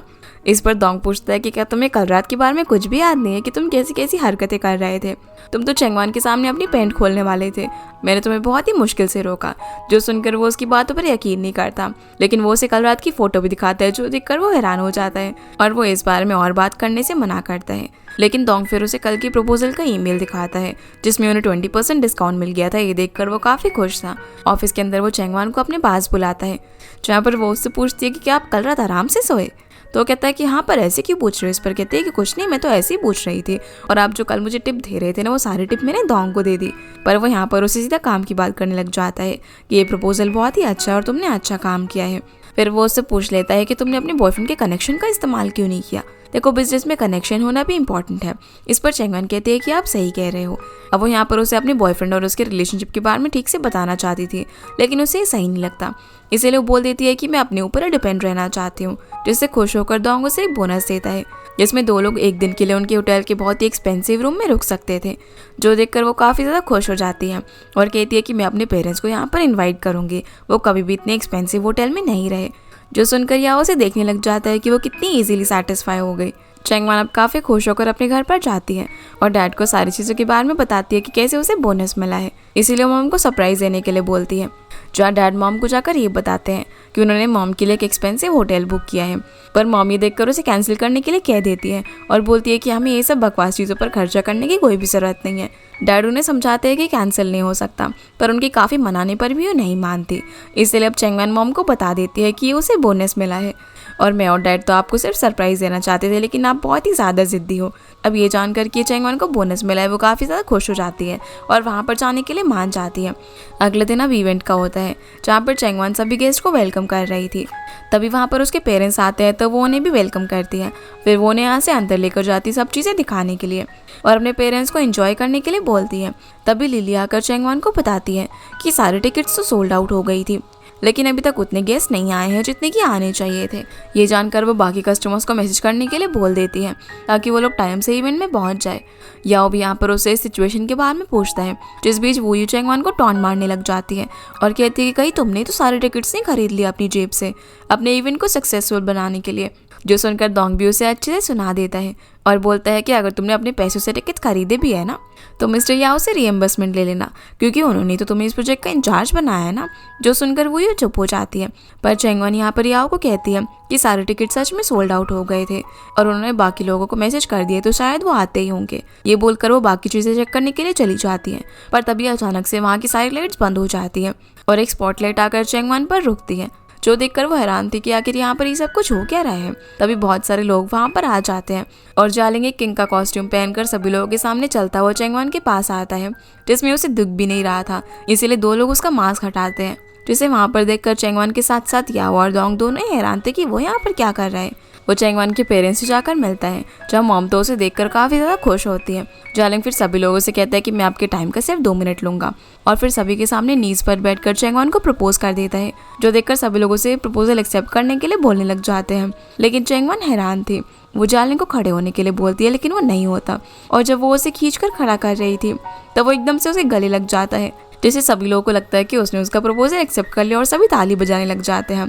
उसी वक्त वहाँ पर मैनेजर मिस्टर जू आते हैं, जिन्हें कि वूयू ने बुलवाया था। वो चैंगवान को साइड में लेकर जाते हैं और बोलते कि तुम ये सब क्या कर रही हो। वो उसे बात ही कर रहे थे। तभी जालिंग अपनी स्वॉर्ड लेकर बीच में आ जाता है और बोलता है कि क्या तुम मेरी गर्लफ्रेंड को बुली कर रहे हो, जो देखकर चैंगवान उसे काफ़ी मुश्किल से रोकती है और खींचकर बाहर लेकर जाती है। वहाँ उस पर काफ़ी ज़ोर से चिल्लाती है कि क्या तुम मेरे लिए ट्रबल क्रिएट करना बंद करोगे। आज के हमारे इवेंट का थीम था पेरेंटल लव, लेकिन तुमने ये सारी हरकतें करके सब कुछ बर्बाद कर दिया।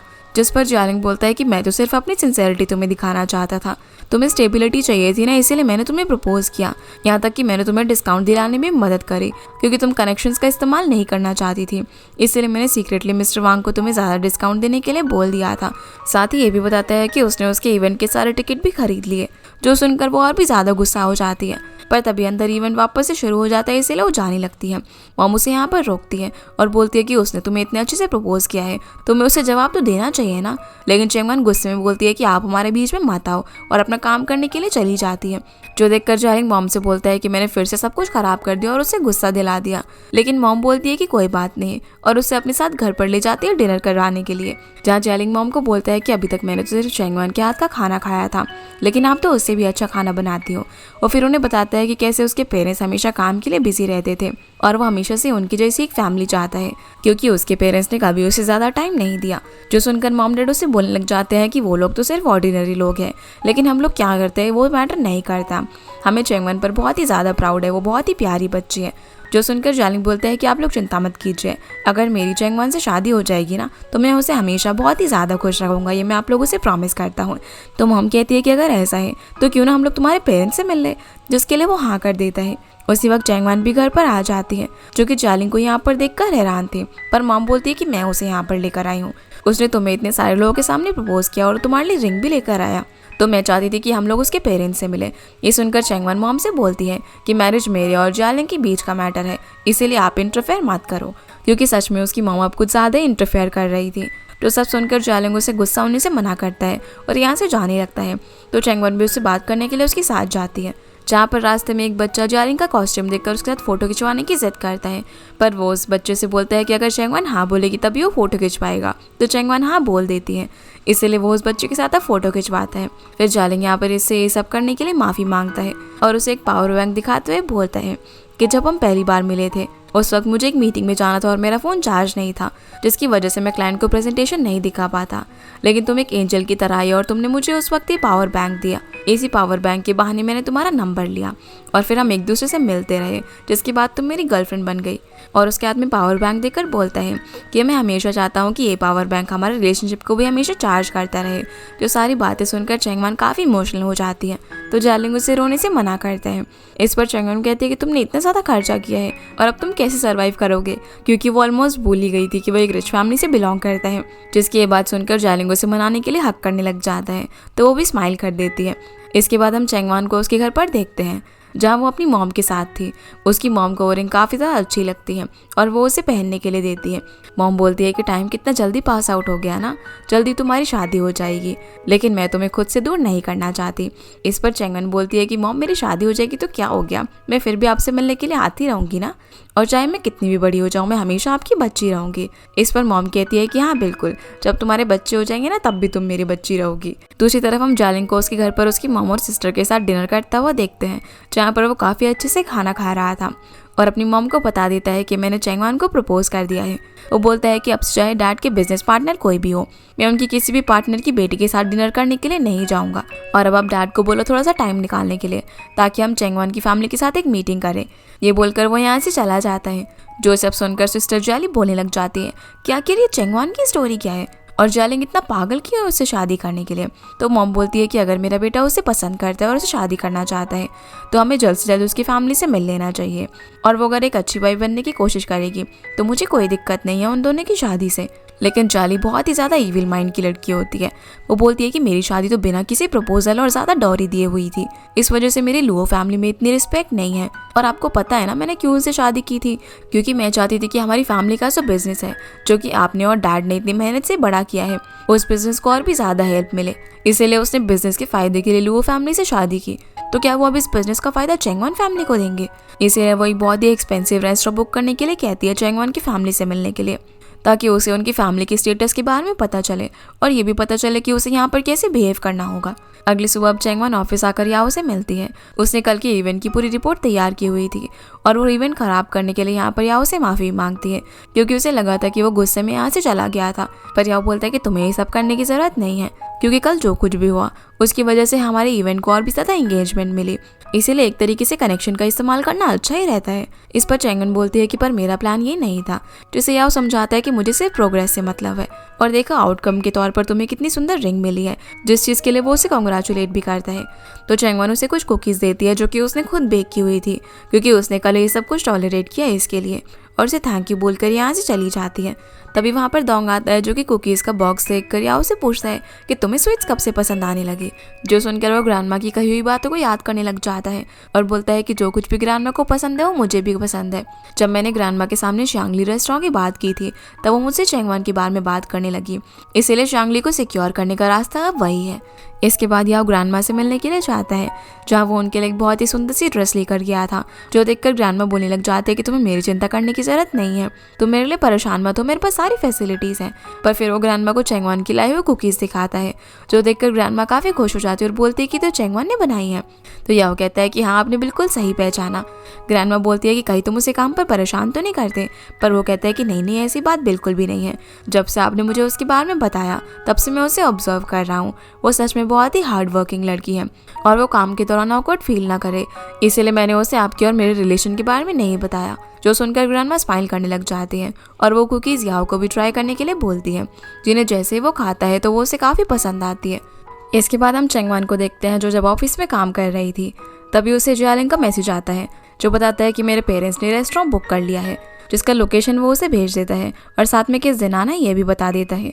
जो चीज़ चैंगवान भी अपने पेरेंट्स को बता देती है वो सभी लोग तो काफ़ी खुश हो जाते हैं, स्पेशली मॉम। वो अपने लिए ड्रेस वगैरह डिसाइड करने लग जाती हैं, क्योंकि वो लोग एक बहुत ही अच्छी जगह डिनर करने के लिए जा रहे थे और वो जाओ को भी उस दिन फ्री रहने के लिए बोलती है। अगले दिन हम चैंगवान को माओ के साथ देखते हैं, जहाँ पर वो उसे बता देती है कि उसकी और जियालिंग की फैमिली आपस में मिलने वाले हैं। जो सुनकर माओ बोलती है कि तुम इतनी जल्दी मान कैसे गई, उसने तुम्हें सिर्फ एक डायमंड रिंग दिया और तुमने हाँ बोल दिया। वो फिर यहाँ पर उसका बैग चेक करती है और उसमें सारा सामान निकालने लग जाती है, जिसमें एक पावर बैंक था। वो बोलती है कि तुमने इसीलिए रखा हुआ है क्योंकि जियालिंग हमेशा अपना फ़ोन चार्ज करना भूल जाता है। उसके अंदर एक स्टेन रिमूवर पेन होता है क्योंकि वो हमेशा अपने कपड़ों पर खाना गिरा लेता है। इसके अलावा उसके अंदर एयरपोर्ट्स थे क्योंकि उसे गेम खेलना पसंद था, और यहाँ तक कि एक छोटी सी नोटबुक भी, क्योंकि जब भी जियालिंग इंपॉर्टेंट चीज़ें भूल जाता था तो वो उसे लिखकर याद दिलाती थी। ये सब देखकर माओ से बोलती है कि क्या तुम उसकी असिस्टेंट हो जो कि ये सब तुमने अपने बैग में रखा हुआ है, या फिर तुम किसी बच्चे को पाल रही हो, किस तरीके का प्यार है। इस पर चैंगवान बोलती है कि मैं तुम्हारी तरह लव के अंदर कैलकुलेटिव नहीं हूँ, अगर हम ऐसी चीज़ें कंपेयर करने लग गए तो प्यार ही किस बात का। मुझे तो सिर्फ ये चाहिए कि मैं जिस भी फैमिली में रहूँ हम अच्छे से रहें, हमारी फैमिली अच्छी हो और हम लोग साथ मिलकर मेहनत करें। और अगर मैं किसी वेल्दी फैमिली में शादी कर रही हूँ तो इससे मेरे लिए भी अच्छा है, क्योंकि इससे मेरे होने वाले बच्चों का फ्यूचर अच्छा होगा। पर माँ उसे समझाने लग जाती है कि तुम दोनों के बैकग्राउंड बहुत ही ज़्यादा अलग है, इसीलिए तुम्हारे बीच में कॉन्फ्लिक्ट काफ़ी ज़्यादा होंगे और इनमें तुमको खुद ही ऐसा लगेगा जैसे कि तुम अपनी ज़िंदगी में हार रही हो। पर चैंगवान उसे ये सारी बातें छोड़कर उससे एक मदद मांगती है कि वो उसके और उसकी मॉम के साथ शॉपिंग पर चले उन्हें एक ड्रेस दिलवाने के लिए, क्योंकि उसकी पसंद काफ़ी अच्छी है और वो अकेले अपनी मॉम को हैंडल नहीं कर पाएगी, जिसके लिए वो मान जाती है। सीन अब यहाँ से चैंगवान की डैड पर आता है, जो कि जब कार ड्राइव करके याओ और मिजांग को ले जा रहे थे तभी उन्हें मॉम का कॉल आता है, तो वो फ़ोन स्पीकर पर करके बात करने लग जाते हैं, जहाँ मॉम उनसे मिजांग से बात करने के लिए बोलती है कि जिस दिन वो लोग जियालिंग की फैमिली से मिलने के लिए जा रहे हैं उस दिन वो थोड़ी देर के लिए अपनी कार उन्हें दे दे ताकि वो लोग उस कार में बैठकर डिनर पर जा सके। पर फ़ोन रखने के बाद डैड मिजांग से बोलते हैं कि मुझे नहीं लगता कि इस सब की कोई ज़रूरत है और आप मेरी वाइफ की बातों को माइंड मत कीजिएगा। मिजांग भी यहाँ पर बोलने लग जाती है कि बहुत ही अच्छी बात है कि तुम्हारी बेटी की शादी हो रही है, और याओ भी उन्हें उस दिन छुट्टी दे देता है ताकि वो अपनी फैमिली के साथ टाइम स्पेंड कर सके। पर जब याओ और जैंग रेस्टोरेंट के अंदर होते हैं तो याओ जैंग को बोलता है कि 10 साल पहले चैंगवान के डैड ने तुम्हारी मदद की थी, जब तुम्हारी सिचुएशन काफ़ी ख़राब थी, तो मुझे लगा कि तुम उन्हें अपनी कार दे दोगी, इस पर वो बोलती है कि चैंगवन के डैड तो बहुत ही अच्छे हैं, बहुत ही काइंड पर्सन है, लेकिन उनकी जो वाइफ है वो हमेशा चाहती है कि मैं उनकी काइंडनेस को रीपे करूँ। जब चैंगवन के डैड बीमार थे तब मैंने उनके इलाज के लिए पैसे दिए थे, यहाँ तक कि मैंने उनको ड्राइविंग की नौकरी भी दी। इसके अलावा मैंने चैंगवन को भी जॉब पर लगवाया और ये सब करके मुझे लगता है कि मैंने अपनी काइंडनेस रीपे कर दी है, लेकिन फिर भी वो मुझसे हमेशा और डिमांड करती रहती है। पर वैसे उनकी बेटी की शादी हो रही है तो मैं सोच रही हूँ कि उन्हें एक रेड एनवेलप भिजवा दूँ। इस पर याओ कहता है कि ये सब मैं देख लूँगा कि उसे क्या भिजवाना है। इसके बाद हम याओ को एक लॉ फर्म के बाहर देखते हैं, क्योंकि उसकी टीचर ने उसे किसी पर्सन से मिलने के लिए कहा था और इसी फर्म के अंदर इंटरव्यू चल रहे थे। वो यहाँ पर आकर उस पर्सन से मिलता है जिसका नाम तांग होता है। तो तांग बोलता है कि मैं तुम्हारा कोई फेवर नहीं करूँगा इंटरव्यू के लिए, पर वो कहता है कि नहीं, मैं अपनी खुद की एबिलिटी से इस इंटर्नशिप को पाना चाहता हूँ। इसीलिए वो उसे यहाँ से अपना रिज्यूमे देकर चला जाता है। इसके बाद हम चैंगवन, मॉम और माओ को देखते हैं, जहाँ पर वो लोग शॉपिंग करने के लिए गए हुए थे। वहाँ पर मॉम को एक बहुत ही अच्छी सी ड्रेस सिलेक्ट करवाते हैं, पर मॉम उसे लेने से मना कर देती है क्योंकि उनके अकॉर्डिंग वो काफ़ी एक्सपेंसिव थी। तो माओ ने झूठ बोल देती है कि मेरे पास ना स्टोर की कूपन है जिससे कि ये ड्रेस हमें बहुत ही सस्ते में मिल जाएगी। जो सुनकर मॉम काफ़ी खुश होकर मान जाती है और चैंगवन चुपके से जाकर पहले ही पेमेंट कर देती है ताकि उन्हें इस ड्रेस के प्राइस के बारे में पता ना चले। अब जब चैंगवन वॉशरूम जाती है तभी उसे मॉल के अंदर याओ मिल जाता है, जो कि चैंगवन को कांग्रेचुलेट करता है क्योंकि जल्दी उसकी शादी होने वाली है अब, और कहता है कि अब तो तुम काम नहीं करोगी। पर चैंगवन बोलती है कि नहीं, ऐसा नहीं है, मैं शादी के बाद भी अच्छे से अपना काम हार्डवर्क के साथ करूंगी। पर याओ बोलता है कि शिन फैमिली की कोई भी लेडीज काम नहीं करती है। चैंगवन बोलती है कि वर्क उसकी लाइफ का एक बहुत ही इंपॉर्टेंट पार्ट है, इसीलिए वो हमेशा काम करेगी। तो याओ उसे गुड लक बोलकर चला जाता है। जिसके बाद ये सभी लोग एक रेस्टोरेंट में बैठकर लंच करते हैं, जहाँ पर जाओ भी इन्हें ज्वाइन करता है। जहाँ पर मॉम इस बात से अभी भी अपसेट थी कि डैड मिस जैंग की कार नहीं लेकर आ पाए। तो माँ बोलती है कि अगर आप लोगों को कार चाहिए तो आप मेरी कार ले जाइए, जो सुनकर वो काफ़ी खुशी से मान जाती है।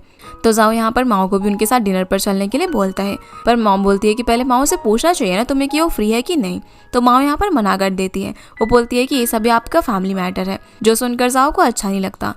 अब जब डिनर के बाद माओ जाओ को अपनी कार की तरफ लेकर जा रही थी तो जाओ उससे बोल देता है कि तुमने कॉम्प्रोमाइज़ क्यों किया, और मेरी मॉम भी कितनी मीन है, उन्होंने तुमसे कार लेने के लिए पूछ लिया लेकिन साथ में आने के लिए नहीं पूछा।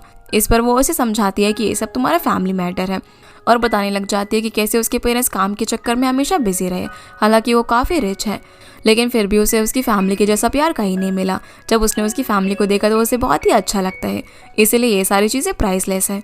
फिर वो इससे यहाँ पर बोलती है कि कैसे चैंगवन का लव करने का तरीका थोड़ा सा अलग है और वो इन सब चीज़ों के लिए कॉम्प्रोमाइज़ भी करती है। इसीलिए जब तुम शिन फैमिली के साथ डिनर करने के लिए जाओ तो प्लीज़ उसका ख्याल रखना, जिसके लिए जाओ मान जाता है। अब वो उसे अपनी कार की कीज़ देती है ताकि वो उसे ले जा सके। जैसे ही जाओ कार के अंदर बैठता है तो माँ उसकी सीट वगैरह एडजस्ट करने लग जाती है, जिसे अपने इतना पास देखकर माओ थोड़ा सा नर्वस हो जाता है। फिर जैसे ही वो अपने घर पर पहुंचता है तभी उसे माओ का मैसेज आ जाता है, जो उसे पूछती है कि क्या तुम पहुंच गए, तो वो हाँ में जवाब देता है। फिर वो उसे यहाँ पर एक नेकलेस की फ़ोटो भेजती है और बताती है कि तुम्हारी आंखें बहुत ही ब्यूटीफुल है, इसलिए मैंने उनसे इंस्पायर होकर एक नेकलेस बनाया है, जो देखकर जाओ को काफ़ी अच्छा लगता है क्योंकि वो सच में बहुत ही ज़्यादा खूबसूरत था। इसके बाद हम घर का सीन देखते हैं, जहाँ पर मॉम वो ड्रेस पहनकर डैड को दिखा रही थी और डैड यहाँ पर बिना देखे मॉम को कॉम्प्लीमेंट किए जा रहे थे, जो सुनकर वो काफ़ी खुश हो जाती है। पर फिर दोनों यहाँ पर काफ़ी ज़्यादा इमोशनल भी हो जाते हैं कि अब उनकी बेटी इस घर को छोड़कर जाने वाली है। जिस बीच हम जाओ को देखते हैं, जिससे कि एक मेल आता है जिससे उसे पता चलता है कि पहले जिस कंपनी में वो जॉब के इंटरव्यू देने के लिए गया था वहाँ पर उसको सिलेक्शन नहीं हो पाया। तभी चैंगवन उससे उसके पास बात करने के लिए आ जाती है, जहाँ पर वो उसे बोलने लग जाती है कि कैसे उसने इस घर के अंदर एक रूम ऑक्यूपाई किया हुआ है और उसे यहाँ पर बाहर फोल्डिंग बेड के ऊपर सोना पड़ता है, इसलिए मेरे जाने के बाद वो रूम तुम्हें मिल जाएगा। जो सुनकर वो कहता है कि मैं भी तो जॉब करूँगा ना, तो बाहर ही रहूँगा, इसलिए मैं ये रूम यूज़ ही नहीं कर पाऊँगा, और दोनों हंसी मजाक करने लग जाते हैं। तभी डैड भी सूट पहनकर बाहर आते हैं, जो कि इन लोगों के सामने डांस करने लगते हैं, पर वो कुछ ज़्यादा ही मस्ती में थे जिसकी वजह से उनकी पैंट फट जाती है, जो सब देखकर सभी लोग बहुत ही ज़्यादा हंस रहे थे। यहाँ से फिर हम अगले दिन का सीन देखते हैं, जहाँ पर जियालिंग अपनी मॉम और सिस्टर के साथ रेस्टोरेंट में जाने के लिए निकल गया था। वहीं हम मिस्टर शिन को देखते हैं, जो कि बहुत ज़्यादा गुस्से में थे क्योंकि उनका जो टेंडर इजीली पास हो जाता था वैसा अब नहीं हो रहा था। तो उनके असिस्टेंट यहाँ पर उनके मसाज करने के बहाने बहुत ज़्यादा क्लोज आ जाती है। तभी उन्हें उनकी वाइफ का कॉल आता है, जो पूछती है कि आप कब आ रहे हो, पर वो मना कर देता है कि मैं नहीं आ सकता, मुझे मीटिंग में जाना है। ये बोलकर वो कॉल रख देता है। उसके असिस्टेंट कहती है कि आपकी बिहाफ पर मैं मीटिंग अटेंड कर लूँगी और आप जाओ, आपकी बेटे की शादी बहुत ही बड़ा ओकेजन है। पर वो कहता है कि मेरे लिए बिजनेस पहले आता है। दूसरी तरफ चैंगवन की फैमिली रेडी होकर रेस्टोरेंट में पहुंच गई थी, जहाँ पर मॉम तो रेस्टोरेंट को देखकर बहुत ही ज़्यादा खुश हो जाती है कि कितनी अच्छी और एक्सपेंसिव जगह है। पर क्योंकि क्योंकि जियालिंग अपनी फैमिली के साथ अभी तक नहीं पहुंचा था, तो चैंगवन उन्हें बोलते हैं कि वो लोग ट्रैफिक में फंसे हुए हैं और आते ही होंगे। इस पर मॉम कहती है कि ट्रैफिक हमें क्यों नहीं मिलता, जो सुनकर चैंगवन सभी लोगों को टी ऑफर करती है, पर उतने में ही वो लोग भी वहाँ पर आ जाते हैं, जो कि एक दूसरे से मिलते हैं। जहाँ मॉम जियाली को कॉम्प्लीमेंट देने लग जाती है कि मैंने सुना है कि तुम प्रेग्नेंट हो और तुम तो सच में बहुत ही ज़्यादा खूबसूरत हो, लेकिन उसका बिहेवियर काफ़ी ज़्यादा रूड होता है। वो बोलती है कि मैं तो खड़े खड़े थक गई और चलो बैठते हैं। ये बोलकर वो सबसे पहले खुद ही जाकर बैठ जाती है। जहाँ पर जियालिंग चैंगवन के पास बैठना चाहता था, लेकिन उसके पास जाओ बैठ जाता है, इसीलिए अब जियालिंग को अपनी फैमिली के साथ बैठना पड़ता है। जहाँ पर मॉम पूछते हैं कि मिस्टर शिन नहीं आए, तो जियालिंग की मॉम बताती है कि उनकी एक बहुत ही इंपॉर्टेंट मीटिंग है, इसीलिए वो नहीं आए। ये सुनकर मॉम को बिल्कुल भी अच्छा नहीं लगता कि इतनी इंपॉर्टेंट ओकेजन में वो आदमी एब्सेंट है। तो जियालिंग यहाँ पर अपने डैड को कवर करने के लिए बोलने लग जाता है कि उन्होंने आप लोगों से माफ़ी मांगी है कि वो लोग इतने इंपॉर्टेंट ओकेजन पर नहीं आए, पर उन्होंने मुझे आप लोगों का पूरा अच्छे से ख्याल रखने के लिए कहा है, इसलिए मैं आप लोगों के लिए अच्छा खाना ऑर्डर करता हूँ। जहाँ फिर से जियालिंग बहुत ही रूड वे में अपना और अपनी फैमिली का पूरा फेवरेट खाना चैंगवन को ऑर्डर करने के लिए बोलती है और सब कुछ अलग अलग ऑर्डर करने के लिए बोलती है, जो देखकर चैंगवन को बिल्कुल भी अच्छा नहीं लगता। पर फिर वो जियालिंग के साथ खाना ऑर्डर करने के लिए जाती हैं, जहाँ पर वो उसे उसकी बहन की बिहाफ पर सॉरी मांगता है और कहता है कि प्रेगनेंसी की वजह से ना उसका दिमाग चलना बंद हो गया है, इसलिए उसकी बातों को माइंड मत करना। फिर जैसे इन लोगों का खाना सर्व होता है, तो डैड यहाँ पर सभी लोगों के सामने बोलने लग जाते हैं कि उन्होंने बहुत ही अच्छा रेस्टोरेंट बुक किया है और बताते हैं कि चैंगवन हमारी बहुत ही प्यारी बेटी है, जो कि अब आपके घर चली जाएगी, इसलिए आप उसका अच्छे से ख्याल रखिएगा, क्योंकि आपकी भी बेटी है, तो शायद आप हमारी फीलिंग को अच्छे से समझ सकते हैं। ये बोलकर वो कुछ ज़्यादा ही वाइन पी लेते हैं। फिर मॉम भी मिसेस शिन को बोलती है कि हमारी फैमिली बहुत ही ज़्यादा नॉर्मल है, चैंगवन काफ़ी अच्छी लड़की है, जो कि कभी भी हमें परेशान नहीं करती, इसलिए मैं बस यही चाहती हूँ कि मेरी बेटी जहाँ पर भी रहे वहाँ पर खुश रहे। अब वो आपके घर में आएगी तो मैं आप पर ट्रस्ट करती हूँ कि आप उसे खुश रखेंगे। तभी जियालिंग खड़ा होकर बोल देता है कि आप लोग चिंता मत कीजिए, मैं उसका बहुत ही अच्छे से ख्याल रखूँगा और उसे हमेशा खुश रखूँगा। तो मॉम डैड यहाँ पर दोनों उसे हैप्पीनेस विश करते हैं। अब क्योंकि डैड यहाँ पर कुछ ज़्यादा ही वाइन पिए जा रहे थे, तो जियाली उन्हें यहाँ पर फिर से क्रिटिसाइज करने लग जाती है और बोलती है कि ये आपकी कोई ओल्ड विस्की नहीं है जिसे आप इसे सुड़क सुड़क करके पिए जा रहे हो, ये वाइन है, इसे इस तरीके से नहीं पिया जाता। जो सुनकर मॉम को बिल्कुल भी अच्छा नहीं लगता। वो जियाली को बोलती है कि तुम यंग जनरेशन की लड़की हो, लेकिन तुम में एल्डर से बात करने की जरा भी तमीज़ नहीं है। इस पर जियाली कहती है कि हम डेमोक्रेटिक सोसाइटी में रहते हैं, अगर कभी मेरे पेरेंट्स कुछ गलत करते हैं तो मैं और मेरा भाई उस चीज़ को पॉइंट आउट करते हैं, ना कि किसी मिडिल क्लास फैमिली की तरह जिसमें जो पेरेंट्स कहते हैं सिर्फ वही होता है। उसी वक्त वेटर यहाँ पर खाना रखकर चला जाता है, इसलिए जियालिंग इन बातों को माइंड न करके उन्हें खाना ट्राई करने के लिए बोलता है। जैसे डैड उस डिश को ट्राई करते हैं तो उन्हें खांसी आने लग जाती है, जो देखकर मॉम और चैंगवन डैड की तरफ जाते हैं उन्हें पानी ऑफर करने के लिए, पर इस चीज़ पर भी जियाली उन्हें पॉइंट आउट करने लग जाती है कि इतनी छोटी सी बात के लिए वो लोग कितना एंशियस हो रहे हैं, और कहते हैं कि उन्हें तो इस डिश को अच्छे से खाना भी नहीं आता। वो फिर उन्हें फिश की टेल खाने के लिए ऑफर करती है, जो कि बहुत ही डिसरिस्पेक्टफुल बात थी, पर चैंगवन काफ़ी अच्छे से इस सिचुएशन को हैंडल करती है और खुद ही वो फिश टेल खाने लगती है, लेकिन जाओ से रोककर खुद उसे खा लेता है। जो सब कुछ देखकर जियालिंग को बिल्कुल भी अच्छा नहीं लग रहा था और वो फुसफुसाते हुए अपनी बहन को बोलने लग जाते हैं कि तुम कैसे हरकतें कर रही हो, कि तुम्हारा दिमाग खराब हो गया है। मॉम फिर यहाँ पर मिसेस शिन से पूछती है कि आपने क्या सोचा है चैंगवन और जियालिंग की शादी के लिए। इस पर मॉम बोलते हैं कि बच्चे खुद ही डिसाइड कर लेंगे ना, हमें क्या ज़रूरत है। लेकिन मॉम बोलती है कि वो कैसे डिसाइड करेंगे, हमें उन्हें हेल्प करना चाहिए अरेंजमेंट वगैरह में। इस पर मिसेस शिन उन्हें आइडिया शेयर करने के लिए बोलती है, तो मॉम बताती है कि डैड के कुछ फ्रेंड्स वगैरह जो कि शंघाई में रहते हैं, जिन्हें वो शादी में इन्वाइट करना चाहते हैं, और मॉम अपने होम टाउन के लोगों को भी बुलाना चाहती है, इसलिए वो वहाँ पर भी सेरेमनी रखेंगे। पर जियालिंग कहता है कि मैं तो ट्रैवल करते हुए शादी करना चाहता हूँ। इस पर मॉम कहती है कि ऐसा नहीं हो सकता, चैंगवन मेरी एक ही बेटी है और मैं अपने सभी रिलेटिव्स वगैरह को बुलाना चाहती हूँ ताकि उनको पता चले कि मेरी बेटी की शादी हो रही है। इसी बीच हम याओ को देखते हैं, जो कि मिस सांग के बिहाफ पर चैंगवन के लिए एक एक्सपेंसिव वॉच गिफ्ट लेकर आ रहा होता है। तभी जियाली बीच में बोलने लग जाती है कि जब मेरी शादी हुई थी तब हमने एक 5 स्टार होटल बुक किया था, और ऐसे होटल वाले बहुत ही अच्छी सर्विस देते हैं, लेकिन उसके लिए काफ़ी पैसा भी खर्चा करना पड़ता है। जो सुनकर मॉम बोलती है कि हम ऐसी ग्रैंड वेडिंग करने के बारे में नहीं सोच रहे, हम एक नॉर्मल सी शादी करेंगे जिसमें हम अपने सारे रिलेटिव्स को बुलाना चाहते हैं। ये सुनकर जियाली बोलती है कि हमारी तरफ से तो काफ़ी बड़े बड़े लोग आएंगे, जो कि सारे बिजनेस ओनर्स और एंटरप्रेन्योर्स होंगे, और आप ऐसे छोटे मोटे लोगों को शादी में बुलाओगे, क्या ये बहुत ही ऑकवर्ड हो जाएगा। तभी याओ भी बाहर आ जाता है, लेकिन वो इन लोगों की आवाज़ सुनकर साइड में रुक जाता है, जहाँ पर मॉम गुस्से में उठकर जियाली को बोल देती है कि इतनी यंग एज में तुम्हें बिल्कुल भी बात करने की तमीज़ नहीं है, हमारी बेटी से ज़रा कुछ सीखो, तुम एक नंबर की बदतमीज़ लड़की हो। ये सुनकर जाली को भी गुस्सा आ जाता है और वो कुछ बोलने वाली थी, लेकिन जालियांग उसे रोक देता है। वो जाली के बिहाफ पर उनसे माफ़ी मांगता है और बोलता है कि वो प्रेग्नेंट है ना, शायद इसी वजह से ऐसी बकवास बातें कर रही है। पर जैसे आप शादी बता रहे हो ऐसी तो मैंने भी इमेजिन नहीं की थी, ऐसी शादी करना तो बहुत ही ऑकवर्ड होगा। मैं नहीं चाहता कि हमारी शादी एकदम फ्ली मार्केट की तरह लगे। जो सुनकर चेंगवान को भी गुस्सा आ जाता है। वो कहती है कि तुम्हारा क्या मतलब है कि रिच पीपल जो होते हैं वो ह्यूमंस होते हैं और हमारे जैसे लोग फ्ली की तरह होते हैं। अब तुम यहाँ पर आकर क्लास की बातें करने लगे। मैंने कभी भी सोचा नहीं था कि मैं एक वेल्दी फैमिली के अंदर शादी करूंगी। मुझे तो यही लगता था कि जालिंग भी हमारी जैसे एक ऑर्डिनरी लड़का है, इसीलिए हमारा एक अच्छा मैच है। लेकिन उसने अपने रिच होने वाली बात मुझसे छुपाई, और अगर उसने मुझसे बेग नहीं किया होता ना उसे माफ़ करने के लिए, तो आज हमारी ये मीटिंग नहीं हो रही होती। और शादी जो है दो फैमिली के बीच की बॉन्डिंग होती है। मुझे तो लगा था आज हम लोग बैठकर साथ में बातें डिस्कस करेंगे, लेकिन ये मील शुरुआत से ही एक मिस्टेक थी, क्योंकि आप लोगों ने हमें डिनर पर तो बुलाया, लेकिन सिर्फ यहाँ पर हमें नीचे दिखाने के लिए और क्रिटिसाइज करने के लिए। इसलिए हमें डिनर स्किप करते हैं और ये वेडिंग भी। जो बातें सुनकर याओ यहाँ से चला जाता है और जाली फिर से बोलने लग जाती है कि देखो तो इन लोगों को, ना तो इन लोगों की कोई क्लास है, ना इन लोगों के पास पैसा, और हमें नीचे दिखाने की कोशिश कर रहे हैं। जालिंग को भी काफी लड़कियां मिल जाएंगी जो कि उसकी स्टेटस के बराबर होंगी। ये बात सुनकर मॉम को भी काफी गुस्सा आ जाता है। वो चिल्लाकर जालिंग को बोलती है कि अभी तक तुम्हारे मुंह से एक शब्द भी नहीं निकला अपनी बहन के लिए, वो कैसी कैसी बातें कर रही है। और जालिंग तुम कान खोल के सुन लो मेरी बात, हमारी बेटी कोई ऐसी वैसी लड़की नहीं है। अगर तुम मुझसे शादी करोगे ना तो तुम्हारी लाइफ अच्छी हो जाएगी। ये बोलकर वो सभी लोग यहाँ से जाने लग जाते हैं, जिन्हें जालिंग रोकने की कोशिश करता है, लेकिन वो नहीं रुकते। ये देखकर जाली उससे बोलते हैं कि तुम ऐसे लोगों से रिश्ता बनाना चाहते हो, पर वो उल्टा उसे ही सुनाकर उनके पीछे चला जाता है। जहाँ पर चेंगवान अपनी फैमिली को नीचे जाकर उसका वेट करने के लिए बोलती है और खुद जालियांग से बात करने लग जाती है। वो उसे बोलती है कि अभी से ही चीज़ें इतनी खराब है तो मुझे नहीं लगता कि अब हमें चीज़ों को आगे बढ़ाना चाहिए। पर जालियांग उसे कहता है कि चीज़ें इतनी भी खराब नहीं हुई है, हम इन चीज़ों को ठीक कर सकते हैं ना। लेकिन चेंगवान उससे टाइम मांगती है ताकि दोनों इस बारे में थोड़ा अच्छे से सोच सके। तभी वहाँ पर एक वेट्रेस आकर चेंगवान को याओ का दिया हुआ गिफ्ट देती है। जब जालिंग चेक करता है तो कार्ड पर याओ का नाम लिखा हुआ था। इसे लो चेंगवान से पूछने लग जाता है कि तुम्हारा बॉस तुम्हें इतना एक्सपेंसिव गिफ्ट क्यों देगा। ये सुनकर चेंगवान उसे बोलती है कि मुझे क्या पता, और यहाँ से चली जाती है। इधर जालिंग गुस्से में जाकर अपनी बहन पर चिल्लाने लग जाता है, पर वो भी वहाँ पर उस पर चिल्लाए जा रही थी।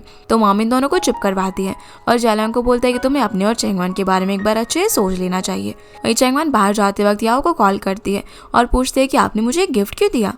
तो वो बताता है कि ये गिफ्ट मैंने तुम्हें नहीं दिया है, बल्कि ये मिसेस ज़ांग की तरफ से है, और उसे समझाता है कि उन लोगों को इससे कोई फर्क नहीं पड़ता कि तुम कितनी सिंसियर हो, उनके लिए सिर्फ तुम्हारी स्ट्रेंथ मैटर करती है। और तुम अगर ये सोचते हो कि वेल्दी फैमिली में रहकर तुम अपनी तरीके की लाइफ जी पाओगी, तो इस सब के बीच में सिर्फ तुम ही सफ़र करोगी। ये बोलकर वो कॉल रख देता है। वहीं घर पर पहुंचकर मॉम तो काफ़ी ज़्यादा गुस्से में होती है। वो जालियांग की पूरी फैमिली के बारे में बुरा भला कहने लग जाती है। खास तौर पर जाली के बारे में कहती है कि वो तो एकदम पैरासाइट की तरह है, और उसने जानबूझकर चेंगवान को खाना ऑर्डर करने के लिए कहा क्योंकि वो उसे उसकी जगह दिखाना चाहती थी, क्योंकि वो एक होटल में काम करती है। पता नहीं चेंगवान को उस लड़की में क्या पसंद आया। वो लोग हमें नीचे दिखाने की कोशिश कर रहे थे, हमें नहीं करनी है कोई शादी वगैरह। जाओ भी यहाँ पर मॉम को नूडल्स बनाने के लिए देता है और कहता है कि आपने कुछ भी नहीं खाया, इसे खा लो। पर मॉम उसे अपने पास बिठाकर बोलने लग जाती है कि क्या तुम्हें जॉब मिली। इस पर वो कहता है कि मैं ढूंढ रहा हूँ। तो मॉम कहती है कि ठीक है, अच्छे से जॉब ढूंढो, अच्छे से पैसा कमाओ और लाइफ में बहुत ही ज़्यादा मेहनत करो। अपने डैड की तरह मत बनना, कोई स्किल सीखो, उन्हें तो सिर्फ ड्राइविंग करना ही आता है। जिनकी ये बात सुनकर डैड नाराज होकर चले जाते हैं, तो मॉम उन्हें मनाने के लिए जाती है और बोलती है कि मैं आपको बुरा नहीं बोल रही थी। उसी वक्त चेंगवान घर पर आ जाती है तो मॉम उससे पूछते हैं कि तुम्हारे और जालिंग के बारे में क्या बातें हुई, क्या शादी के बारे में कुछ बात हुई। पर मॉम को यहाँ पर साफ साफ बोल देते हैं कि मुझे नहीं लगता कि हमें शादी करनी चाहिए। इस पर मॉम कहती है कि मैं समझ सकती हूँ कि उसकी फैमिली इतनी अच्छी नहीं है, लेकिन तुम्हें तो जालियांग से शादी करनी है ना, और तुम दोनों का 3 साल का रिलेशनशिप है, इसलिए तुम्हें अच्छे से ठंडे दिमाग से सोच लेना चाहिए। उन लोगों को हमारे कुछ रिलेटिव से प्रॉब्लम है ना, तो हम उन्हें नहीं बुलाएंगे। पर चेंगवान अपनी मॉम को समझाती है कि अगर हम ग्रैंड वेडिंग कर भी देंगे तो इसका मतलब ये नहीं कि हम हमेशा खुश रहेंगे, और आपने जब डैड से शादी की थी तब वो भी तो पुअर थे ना। पर मॉम उसे बोलने लग जाती है कि हमारी बात अलग थी। जो सारी चीज़ें सुनकर चेंगवान को काफ़ी गुस्सा आता है और बोलती है कि मुझे नहीं चाहिए ऐसी शादी। ये बोलकर वो नाराज़ होकर घर से चली जाती है। फिर हम उसे माओ के पास देखते हैं, जहाँ पर वो उसके लिए डम्पलिंग्स बना रही थी। जहाँ पर चेंगवान उसे बोलती है कि मुझे अब समझ में आ रहे हैं कि वेडिंग जो होती है वो 2 फैमिलीज़ का यूनियन होती है, जिसमें दोनों ही कुछ ना कुछ गिव एंड टेक करते हैं। जिस पर माओ बोलती है कि अच्छा है कि तुम्हें टाइम से समझ में आ गया, और जालिंग की फैमिली तो हमें इतना नीचा दिखाने की कोशिश कर रही थी, वो तो हमें अपने बराबर ही नहीं समझती। और वैसे तो मेरी मॉम हमेशा मेरा अच्छा चाहती है, लेकिन आज तो उन्होंने भी मुझे बहुत ज़्यादा इरिटेट कर दिया। इस पर माओ से कहती है कि सारी मॉम्स ऐसे ही होती हैं, वो हमेशा अपने बच्चों में अपनी खुशियाँ देखती हैं। उन्हें लगता है कि जो चीज़ हमें नहीं मिली वो हमारे बच्चों को मिले, और जब वो चीज़ हो जाती है तो उन्हें उसी से खुशी मिलती है। चैंगवन बोलती है कि मैं जानती हूँ कि मेरी मॉम की मुझसे बहुत ही ज़्यादा एक्सपेक्टेशन है और उन्हें ऐसा लगता है कि सिर्फ मैं ही उनकी सारी होप्स पूरी कर सकती हूँ। मुझे अब रियलाइज़ हो रहा है कि शायद मैंने भी आज उन्हें कुछ ज़्यादा ही बोल दिया, क्योंकि अल्टीमेटली वो मेरा अच्छा ही चाहती है। उसी वक्त उसे जियालिंग का मैसेज आता है जो कि उससे माफ़ी मांग रहा था अपनी सिस्टर और अपनी फैमिली के बिहाफ पर। ये देखकर माओ से बोलती है कि जियालिंग बिल्कुल भी तुम्हें डिजर्व नहीं करता, उसमें ज़रा सी भी सेंस ऑफ रिस्पॉन्सिबिलिटी नहीं है। तो चैंगवन बोलती है कि आज उसने एक शब्द भी नहीं बोला वहाँ पर जब ये सारी चीज़ें हो रही थी। अगर उसने पहले ही कुछ बोला होता तो ये बातें इतनी आगे तक जाती ही नहीं। पर माओ से डम्पलिंग्स खाने के लिए बोलती है और कहती है कि उसके बाद तुम्हें कहीं बाहर लेकर जाऊंगी। माओ फिर उसे अपने साथ में एक क्लब लेकर जाती है जहाँ पर चैंगवन काफ़ी ज़्यादा ड्रिंक कर लेती है। तो उसे हैंडल करने के लिए वो यहाँ पर जाओ को बुलाती है। जब जाओ वहाँ पर आता है उस वक्त चैंगवन वॉशरूम गई हुई थी, तो वो यहाँ पर माओ से बातें करने लग जाता है और उसे बताता है कि वो एक बहुत ही बड़ी लॉ फर्म के अंदर इंटरव्यू देने के लिए गया था जिसमें वो पास हो गया और उसे इंटर्नशिप मिल गई है। जो सुनकर माओ उसके लिए काफ़ी ज़्यादा खुश होती है और वो उसे ये बात अपने पेरेंट्स को बताने के लिए कहती है, पर वो मना कर देता है। वो कहता है कि इंटर्नशिप परमानेंट जॉब ऑफर नहीं है, इसीलिए मैं उन्हें फिलहाल ये नहीं बताऊंगा, क्योंकि वो लोग अभी चैंगवन की शादी की वजह से काफ़ी ज़्यादा परेशान है। इस पर माओ से समझाती है कि सारी बिगनिंग हमेशा छोटी होती है, तो हमें उसे भी सेलिब्रेट करना चाहिए। ये बोलकर वो उसके बिहाफ पर ड्रिंक कर लेती है और वो उसे इतना सपोर्ट कर रही थी जो देखकर जाओ को भी काफ़ी अच्छा लगता है। तभी चैंगवन वॉशरूम से आकर सीधा स्टेज पर चढ़ जाती है और सभी लोगों को बोलने लगती है कि मेरा नाम चैंगवन है, आज मैं बहुत ही ज़्यादा खुश हूँ क्योंकि मेरी एंगेजमेंट खराब हो गई। जिसकी बातें सुनकर जाओ और माओ दोनों उसे स्टेज से नीचे उतारते हैं, जहाँ पर जाओ को देखकर वो उसे प्यार से समझाने लग जाती है कि तुम जिस भी लड़की से प्यार करो ना उसे अच्छे से चेरिश करना, और चाहे तुम जिससे भी प्यार करो मैं हमेशा तुम्हें सपोर्ट करूंगी। फिर वो सभी लोगों से बोलती है कि आज मैं बहुत ही ज़्यादा खुश हूँ, इसलिए सभी लोगों को मेरी तरफ से ड्रिंक्स। जो बात सुनकर माओ और जाओ से फटाफट से यहाँ से ले जाने लग जाते हैं और सभी लोगों से माफ़ी मांगते बोलते हैं कि इसने पी रखी है इसलिए कुछ भी बोल रही है। वहीं घर पर मॉम चैंगवन के लिए वरिड हो रही थी, लेकिन वो ऐसा शो बिल्कुल भी नहीं कर रही थी। तो डैडू ने बताते हैं कि जाओ ने बताया कि चैंगवन माओ के घर पर रुक रही है, इसलिए तुम उसके लिए परेशान मत हो। इस पर मॉम नाटक करने लग जाती है कि कौन उसके लिए परेशान हो रहे हैं, अब तो मेरी बेटी काफ़ी बड़ी हो गई है ना, इसीलिए वो मुझसे कैसे भी बात कर सकती है और मैं उससे बहुत ही ज़्यादा नाराज़ हूँ। पर डैड बोलते हैं कि तुम्हारे चेहरे पर साफ दिख रहा है कि तुम उसके लिए वरिड हो। जो सुनकर मॉम इमोशनल हो जाती है। अगले सुबह अब जैसे ही मॉम उठकर अपने रूम से बाहर आते हैं तो अपने सामने चैंगवन को देखती है, जिसे देखकर मॉम पूछती है कि तुम वापस कब आई, क्योंकि जाओ ने बताया था कि तुम तो माओ के घर रुकने वाली हो। पर चैंगवन कहती है कि मैं कल रात को ही वापस आ गई थी और यहाँ पर फिर उनसे अपने कल के बिहेवियर के लिए माफ़ी मांगती है। वो कहती है कि मुझे पता है कि आप हमेशा मेरा अच्छा ही चाहती हो। जो सुनकर मॉम समझ गई थी कि कल उसने ड्रिंक किया है और उससे पूछती है कि क्या उसे हैंगओवर हो रहा है, लेकिन वो मना कर देती है। अब चैंगवन ने यहाँ पर उनके लिए काफ़ी अच्छा ब्रेकफास्ट बनाया हुआ था और वो उन्हें बोलती है कि जब से मैं पैदा हुई हूँ मैं जानती हूँ कि आप मेरे लिए हमेशा काफ़ी वरिड रही हो, लेकिन ये जो शादी का डिसीजन है मैं खुद ही हैंडल करना चाहती हूँ और मेरा जो भी जवाब होगा मैं आपको अच्छे से सोचकर आपको बता दूंगी। जो सुनकर मॉम भी उसे कुछ नहीं बोलती। चैंगवन ने अब यहाँ पर उनके लिए केक भी बनाया हुआ था और उन्हें बाय बोलकर अपने काम के लिए निकल जाती है। मॉम फिर डैड के पास जाकर उन्हें चैंगवन का बनाया हुआ केक दिखाती है और बोलती है कि मेरे पास एक प्लान है, क्यों ना हम तुम्हारी मॉम से जाकर कुछ पैसे ले ले ताकि हम चैंगवन को अच्छा सा डाउरी दे सके।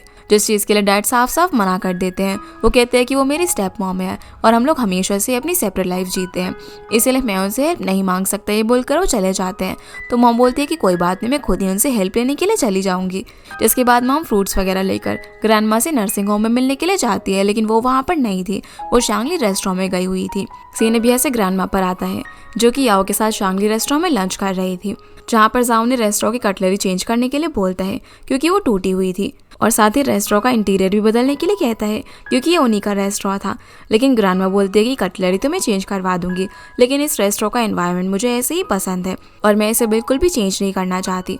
जो सुनकर जाओ ने फिर से इंसिस्ट करने की कोशिश करता है, लेकिन जब वो फिर भी नहीं मानती तो वो उन्हें अपनी हेल्थ का अच्छे से ख्याल रखने के लिए बोलता है और कहता है कि मैंने मेडिकल प्रोफेशनल से बात की आपके लिए एक अच्छा सा इंश्योरेंस लेने के लिए। उसी वक्त वहाँ पर चैंगवन की मॉम भी आ जाती है जो कि इंश्योरेंस वाली बात को सुन लेती है, जिससे उन्हें लगता है कि याओ कोई स्कैमर है जो कि ग्रैंडमा को कोई इंश्योरेंस वगैरह की स्कीम में फंसा रहा है। इसलिए वो बिना सोचे समझे अपना बैग लेकर आती है और सीधे याओ को हिट कर देती है। थोड़ी देर बाद हम इन लोगों को नर्सिंग होम में देखते हैं, जहाँ पर चैंगवन भागी हुई आती है और ग्रैंडमा से पूछते कि मेरी मॉम ने किसको हिट कर दिया। तो ग्रैंडमा बताती है कि तुम्हारी मॉम ने मेरे ग्रैंडसन को हिट कर दिया। ये सुनकर वो भी हैरान हो जाती है कि ग्रैंडमा का कोई ग्रैंडसन भी है। तभी वॉशरूम से याओ बाहर निकल कर आता है और उसे हाय बोलता है, जिसे देखकर वो एकदम हैरान थी कि याओ ग्रैंडमा का पोता है और वो अपनी मॉम को बताती है कि याओ मेरा बॉस है। जो सुनकर वो भी काफ़ी हैरान हो जाती है कि ये उन्होंने क्या कर दिया। चैंगवन याओ को आइस पैक लगाने के लिए देती है ताकि उसकी स्वेलिंग कम हो सके। तो ग्रैंडमा उसे बताती है कि मैं तो तुम्हें याओ से मिलवाना चाहती थी, लेकिन याओ ने ही मुझे मना किया ताकि तुम्हारे काम पर इसे इफेक्ट ना पड़े। मॉम भी अब यहाँ पर याओ से सॉरी बोलती है। तो ग्रैंडमा मॉम से पूछने लग जाती है कि तुम यहाँ पर किस लिए आई हो। इस पर मॉम कहती है कि चैंगवन हमेशा से ही आपसे मिलने के लिए आती है, हमारी पूरी फैमिली के बिहाफ पर, लेकिन इस पर एक गुड न्यूज़ है, तो मैंने सोचा कि मैं ही उसे आपको देने के लिए आ जाती हूँ। चैंगवन की एक बहुत ही वेल्दी फैमिली में शादी होने वाली है। ये बोलकर वो चैंगवन का हाथ दिखाती है, लेकिन उसने वो रिंग उतार दी थी। चैंगवन अपनी मॉम को यहाँ पर रोकती भी है ये सारी बातें ग्रैंडमा से शेयर करने के लिए, लेकिन मॉम नहीं रुकती। तो ग्रैंडमा बोलती है कि क्या तुम्हारी शादी उसी लड़की से हो रही है जो कि तुम्हें बिना बताए ब्लाइंड डेट पर गया था। पर मॉम यहाँ पर जालिंग को डिफेंड करने लग जाती है और बोलते हैं कि उस समय उसकी कोई गलती नहीं थी, वो उसके डैड ने किया था। और बोलते हैं कि शिन फैमिली की नाक तो एकदम हवा के अंदर है, उन्हें लगता है कि हमारे पास पैसे नहीं है, इसलिए वो लोग मेरी बेटी और मेरे परिवार को नीचे दिखा रहे थे, जो चीज़ एज अ पेरेंट मैं बिल्कुल भी बर्दाश्त नहीं कर पाई। तो ग्रैंडमा बोलती है कि अगर ऐसा है तो तुम उन्हें बहुत अच्छा सा डाउरी दे दो ना। जिस पर मॉम कहती है कि मैं भी तो यही करना चाहती हूँ, लेकिन मैं ऐसा कर नहीं सकती क्योंकि हमारे पास इतने पैसे नहीं हैं और आप चैंगवन को बहुत ही ज़्यादा पसंद करती हो, इसलिए मैं चाहती हूँ कि आप उसकी शादी में उसकी हेल्प करो। जो सुनकर चैंगवन बोलने लग जाती है कि मॉम आप चाहे उनके लिए कितना भी कुछ कर लो, लेकिन वो हम लोगों को हमेशा नीचा ही दिखाएंगे, इसलिए इस सबका कोई फ़ायदा नहीं है। जो सुनकर ग्रैंडमा चैंगवन को यहाँ से बाहर बात करने के लिए ले जाती है, जहाँ चैंगवन अपनी मॉम के बिहाफ पर ग्रैंडमा से माफ़ी मांगती है और उनकी बातों को नज़रअंदाज करने के लिए बोलती है। उन्हें बताती है कि वो मेरी शादी की वजह से कुछ ज़्यादा ही वरीड है। जिस पर ग्रैंडमा उससे पूछते हैं कि तुम क्या चाहती हो। तो चैंगवन बोलती है कि ये तो मुझे समझ नहीं आ रहा कि आखिर मैं क्या करूं। मुझे लगा था कि जालिंग और मैं अगर साथ में रहेंगे और हार्ड वर्क करेंगे तो एक अच्छी लाइफ जी सकते हैं, लेकिन मैं बेवकूफ़ थी जो कि मैं यही सब सोच रही थी, क्योंकि कल जब हमारी फैमिली मिली तो शुरुआत से ही हर चीज़ को लेकर इतना ज़्यादा डिसएग्रीमेंट था, तो पता नहीं आगे जाकर तो क्या ही होगा। और मुझे अब ऐसा लगता है कि जालिंग भी काफ़ी बदल गया है। जो सुनकर ग्रैंडमा पूछते हैं कि इस समय मैं तुम्हारी कैसे मदद कर सकती हूँ। तो चैंगवन बोलती है कि आपको मेरी मदद करने की कोई भी ज़रूरत नहीं है, ये सब कुछ मैं खुद ही हैंडल करना चाहती हूँ। आपने वैसे ही पहले हमारी बहुत ज़्यादा मदद की है, जब मैं बीमार थी तभी भी आपने मेरे ट्रीटमेंट के लिए पैसे दिए थे, और अब मैं बड़ी हो गई तो मैं ये चाहती हूँ कि मैं हार्ड वर्क करके अपनी फैमिली को एक अच्छी लाइफ दूँ। मैंने कभी भी नहीं सोचा कि मैं एक वेल्दी फैमिली में शादी करके अच्छी लाइफ जीऊँगी, बल्कि मैं हमेशा खुद पर ही रिलाय करना चाहती हूँ। लेकिन फिलहाल मैं मॉम और जालियां के बीच में फंस गई हूँ। जो सुनकर ग्रैंडमा यहाँ पर उससे अपने हाथ से निकालकर एक ब्रेसलेट पहनाने लग जाती है। वो कहती है कि ये मेरे लिए बहुत ही प्रीशियस है क्योंकि ये मुझे मेरी मॉम ने दिया था। जो देखकर चैंगवन उसे लेने से मना करने लग जाती है, लेकिन ग्रैंडमा उसे ज़बरदस्ती पहना देती है। वो कहती है कि चाहे तुम्हारी शादी हो या फिर ना हो, रिग्रेट तो हमेशा लाइफ के अंदर रहेगा ही, लेकिन तुम ये डिसाइड करो कि आखिर तुम्हें क्या चाहिए। ये बोलकर वो यहाँ से चली जाती है। इधर हम मॉम और याओ को साथ में देखते हैं, जहाँ पर मॉम याओ से पूछने लग जाती है कि अगर तुम ग्रैंडमा के पोते हो तो भला तुम इतने साल तक कहाँ थे। इस पर वो कहता है कि भले ही मैं अब्रॉड में था, लेकिन मैं हमेशा ग्रैंडमा से टच में रहता था। जिस पर मॉम कहती है कि कौन जाने, क्या पता तुम कोई बहरूपी हो जो कि उन्हें इंश्योरेंस बेचने आए हो। इस पर वो उन्हें परेशान करने लग जाता है और बोलता है कि हाँ आप सही कह रहे हो, मैं तो उन्हें सच में इंश्योरेंस बेचने के लिए आया हूँ। जो सुनकर मॉम बोलती कि मैं जानती थी कि तुम अच्छे इंसान नहीं हो, पर तुम ग्रैंडमा को परेशान मत करो, उनके पास कोई पैसा वैसा नहीं है। ये सुनकर यह सोचने लग जाता है कि शायद इन्हें ग्रैंडमा की असली कंडीशन के बारे में नहीं पता है। वो मॉम से बोलता है कि शायद ग्रैंडमा के पास बहुत पैसा है, लेकिन वो इसे शो ऑफ नहीं करना चाहती। जो सुनकर मॉम बोलती है कि नहीं ऐसा नहीं है, और कैसे ग्रैंडसन हो तुम जो कि अपनी ग्रैंडमा को ही लूटने के लिए आए हो। मुझे पहले से ही पता था कि तुम्हारी ऐसी इंटेंशंस है। वो फिर यहाँ पर उससे पूछने लग जाती है कि तुम कहाँ पर रहते हो, तुम्हारी शादी होगी और क्या तुम्हारे बच्चे हैं। भला तुम्हारे जैसा इंसान चैंगवन का बॉस कैसे हो सकता है। जो सुनकर याओ कहता है कि अरे आंटी इतने सारा सवाल क्यों पूछ रही हो, क्या आप मेरी किसी लड़की से सेटिंग कराने वाली हो। तो मॉम कहती है कि भला तुम्हारी गर्लफ्रेंड कौन बनेगी। ये बोलकर यहाँ से चली जाती है। वो फिर चैंगवन से मिलती है और कहती है कि तुम्हारी बॉस तो बिल्कुल भी अच्छा इंसान नहीं है। पर चैंगवन उन्हें ऐसी बातें करने से मना करती है और बोलती है कि अगर आप ऐसे ही करती रहें तो मेरी नौकरी चली जाएगी। जो सुनकर मॉम चुप हो जाती है। अब जैसे ही चैंगवन और मॉम घर पर आते हैं तो मॉम आकर डैड को बता देती हैं कि हम तुम्हारी मॉम से मिलने के लिए गए थे, और उन्होंने चैंगवन को एक बहुत ही एक्सपेंसिव ब्रेसलेट दिया। जो देखकर डैड को अच्छा नहीं लगता। वो बोलते हैं कि तुम उन्हें परेशान करने के लिए क्यों गई थी। तो मॉम कहती है कि तुम्हें तो चैंगवन की चिंता है ही नहीं ना, मुझे उसकी शादी की बहुत ज़्यादा चिंता है। इस पर डैड कहते हैं कि मैंने तुम्हें कहा था ना कि जब हमारा घर डिमोलिश होने वाला होगा तो उसके कंपनसेशन हमें जो मिलेगा वो हम चैंगवन की शादी में लगा सकते हैं। इस पर मॉम कहती है कि वो पता नहीं कब होगा, मैं इतना इंतजार नहीं कर सकती। जो सुनकर चैंगवन मॉम को बोलने लग जाती है कि मैंने आपसे कहा है ना, शादी मेरा डिसीजन है, इसलिए आप लोग बीच में इंटरफेयर मत कीजिए। जिसकी इस बात पर डैड भी एग्री करते हैं और उसे आराम करने के लिए बोलते हैं। तो मॉम भी चुप हो जाती है। सीन अब वापस से ग्रैंडमा और याओ पर आता है, जहाँ पर वो ग्रैंडमा को बोल रहा होता है कि मैं आपके लिए एक अच्छी सी जगह अरेंज कर देता हूँ रहने के लिए, जहाँ पर लोग आपकी देखभाल करने के लिए भी होंगे। लेकिन ग्रैंडमा बोलते हैं कि मुझे यही रहना अच्छा लगता है। साथ ही वो यहाँ पर उन्हें कार्ड भी देता है और कहता है कि मुझे पता है कि आपके पास पैसों की कोई भी कमी नहीं है, लेकिन आप इसे रख लीजिए। जो देखकर ग्रैंडमा बोलते हैं कि तुम्हें मेरी इतनी फिक्र करने की जरूरत नहीं है, और शायद तुम मेरी इतनी चिंता इसीलिए कर रहे हो क्योंकि तुम्हें मुझसे कुछ काम है। पर वो मना कर देता है कि मुझे आपसे कोई भी काम नहीं है, मुझे सच में आपकी फिक्र है। पर ग्रैंडमा कहते हैं कि तुम चिंता मत करो, चैंगवन हमेशा मेरा बहुत ही अच्छे से ख्याल रखती है। और उसके काम के बारे में पूछती है। तो याओ बताता है कि वो बहुत ही हार्ड वर्किंग है और अच्छे से काम करती है। इस पर ग्रैंडमा उसे उसका अच्छे से ख्याल रखने के लिए बोलती है। वो कहती है वैसे तुम दोनों ब्लड रिलेटिव्स तो नहीं हो, लेकिन फिर भी तुम उसे अपनी सिस्टर की तरह ट्रीट करना। जिनकी ये बात याओ मान जाता है। सीन अब यहाँ से अगले दिन ऑफिस का आता है, जहाँ जब चैंगवान काम कर रही थी तभी मैनेजर जू आकर उसे एक एनवेलप देते हैं। वो बताते हैं कि इसके अंदर कुछ बहुत ही इंपॉर्टेंट डॉक्यूमेंट है जिन्हें तुम्हें मिस्टर याओ को देना है। मैं किसी काम से बाहर जा रहा हूँ। अब जैसे ही चैंगवान याओ के पास जा रही होती है तभी वो रिसेप्शन पर देखती है कि एक कस्टमर बहुत ज़्यादा हंगामा कर रही थी, क्योंकि उसने ऐप के थ्रू अपना एक रूम बुक किया हुआ था होटल के अंदर। लेकिन जब वो होटल में रूम मांगने के लिए आई तो रिसेप्शनिस्ट ने उसे मना कर दिया और बोला कि हमारे पास रूम अवेलेबल ही नहीं है। जो सब कुछ उनकी ऐप में गड़बड़ी की वजह से हुआ था, इसीलिए वो कस्टमर बहुत ज़्यादा गुस्सा हो जाती है और यहाँ पर हंगामा करते हुए उनकी वीडियो बनाने लग जाती है। वो कहती है कि मैं तुम लोगों को एक्सपोज कर दूंगी। जो देखकर चैंगवान उस कस्टमर से बात करने के लिए आती है। वो बोलती है कि मुझे पता है कि आप सीधा एयरपोर्ट से यहाँ पर आ रही हो और अब काफ़ी ज़्यादा थकी हुई हो, इसीलिए आप प्लीज़ मुझे 10 मिनट का टाइम दो, मैं आपके लिए एक रूम अरेंज करती हूँ। वो फिर रिसेप्शनिस्ट से बात करती है, लेकिन उनके पास एक भी रूम अवेलेबल नहीं था। तभी वो याओ को देखती है, जो कि अभी अभी वापस आया था और ये सारी चीज़ें खड़े होकर देख रहा था। चैंगवान याओ के पास जाकर बोलती है कि आपका होटल के अंदर एक रूम है, मैं जानती हूँ कि वो रूम थोड़ा सा एक्सपेंसिव है, पर क्या आप वो रूम खाली करके उस कस्टमर को दे सकते हो, क्योंकि वो बहुत ही ज़्यादा गुस्से में है। जिसके लिए याओ मान जाता है। तो चैंगवान उसे थैंक यू बोलती है और स्टाफ को फटाफट से उस रूम को क्लीन करने के लिए कह देती है। फिर वो उस कस्टमर को बताती है कि उसका रूम कुछ ही देर में रेडी हो जाएगा, तब तक वो उसे कंपनी देती है, जिससे कि वो कस्टमर भी सेटिस्फाइड हो जाती है। अब चैंगवान जैसे ही याओ को डॉक्यूमेंट्स देकर उस कस्टमर को हैंडल करके वापस आती है, तब तक मैनेजर जू भी वापस आ गया था। वो चैंगवान को बोलता है कि मैंने तो तुम्हें याओ को डॉक्यूमेंट्स देने के लिए बोला था ना, और तुम कस्टमर का रूम अपग्रेड कर आ गई। तो चैंगवान बोलती है कि उस वक्त वो कस्टमर बहुत ही ज़्यादा गुस्सा थी, इसीलिए ये सब मैंने खुद से कर दिया, इसके लिए वो माफ़ी मांगती है। पर वो उसे कहता है कि तुमने बहुत ही अच्छा काम किया और उस कस्टमर ने खुश होकर तुम्हारे बारे में बहुत ही अच्छा आर्टिकल लिखा है, जिससे कि उनकी एक फ्री की प्रमोशन हो गया। जो सुनकर चैंगवान खुश होती है और बोलती है कि आपको मिस्टर याओ को थैंक यू बोलना चाहिए, क्योंकि अगर वो रूम नहीं देते तो ये सब कुछ नहीं हो पाता। साथ ही वो रूम डिवीजन डिपार्टमेंट को भी बोलने के लिए कहती है कि वो लोग एप्लीकेशन में जो भी एरर आ रहा है उसको ठीक करें। इस पर मिस्टर जू बोलते हैं कि ये सब उनका काम है, हमें उनके काम में इंटरफेयर नहीं करना चाहिए। पर याओ वहाँ पर खड़े होकर ये सारी बातें सुन रहा था। वो बीच में आकर बोलने लग जाता है कि चैंगवान सही बोल रही है, अगर सारे एम्प्लॉयज़ उसकी तरह कंपनी के बारे में सोचेंगे तो कंपनी बहुत ही अच्छे से ग्रो करेगी। तो मिस्टर जू भी उनकी बात से एग्री करते हैं। चैंगवान यहाँ पर मिस्टर जाओ को फिर से थैंक्स बोलती है उसकी मदद करने के लिए और बोलती है कि मैं आपको एक कॉफ़ी ट्रीट करना चाहती हूँ। तो उसे ऑफिस के बाद मिलने के लिए बोलता है। दोनों फिर शाम को एक जगह पर कॉफ़ी पीने के लिए जाते हैं, जहाँ की कॉफ़ी याओ को भी पसंद आती है। बातें करते हुए वो यहाँ पर उससे पूछता है कि क्या तुम सैटरडे को मेरे साथ ग्रैंडमा से मिलने के लिए चलोगी। तो कहती है कि हाँ, सैटरडे को मैं और ग्रैंडमा वैसे भी शांगली जाने वाले हैं। जो सुनकर याओ बोलता है कि लगता है कि तुम्हारी ग्रैंडमा के साथ बहुत ही अच्छी बॉन्डिंग है। इस पर चैंगवान हाँ करती है और बोलती है कि वैसे तो आप उनके रियल ग्रैंडसन हो, तो भला आप इतने सालों तक कहाँ थे।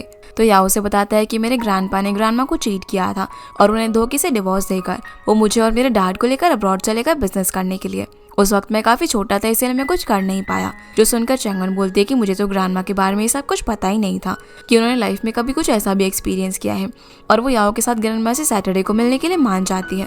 अगली सुबह हम चैंगवान की मॉम को देखते हैं, जो कि कुछ गिफ्ट्स वगैरह प्रिपेयर करके डैड को जगाने लग जाती है और बोलती है कि तुम्हें एक काम करना है, तुम्हें जालिंग के डैड मिस्टर शिन से जाकर मिलना है, क्योंकि उस वक्त तो फैमिली डिनर पर नहीं आ पाए थे, इसीलिए उनसे जाकर तुम्हें बात करनी है और उनके थॉट्स जानने हैं कि उनकी बेटी की शादी के लिए उनकी क्या राय है।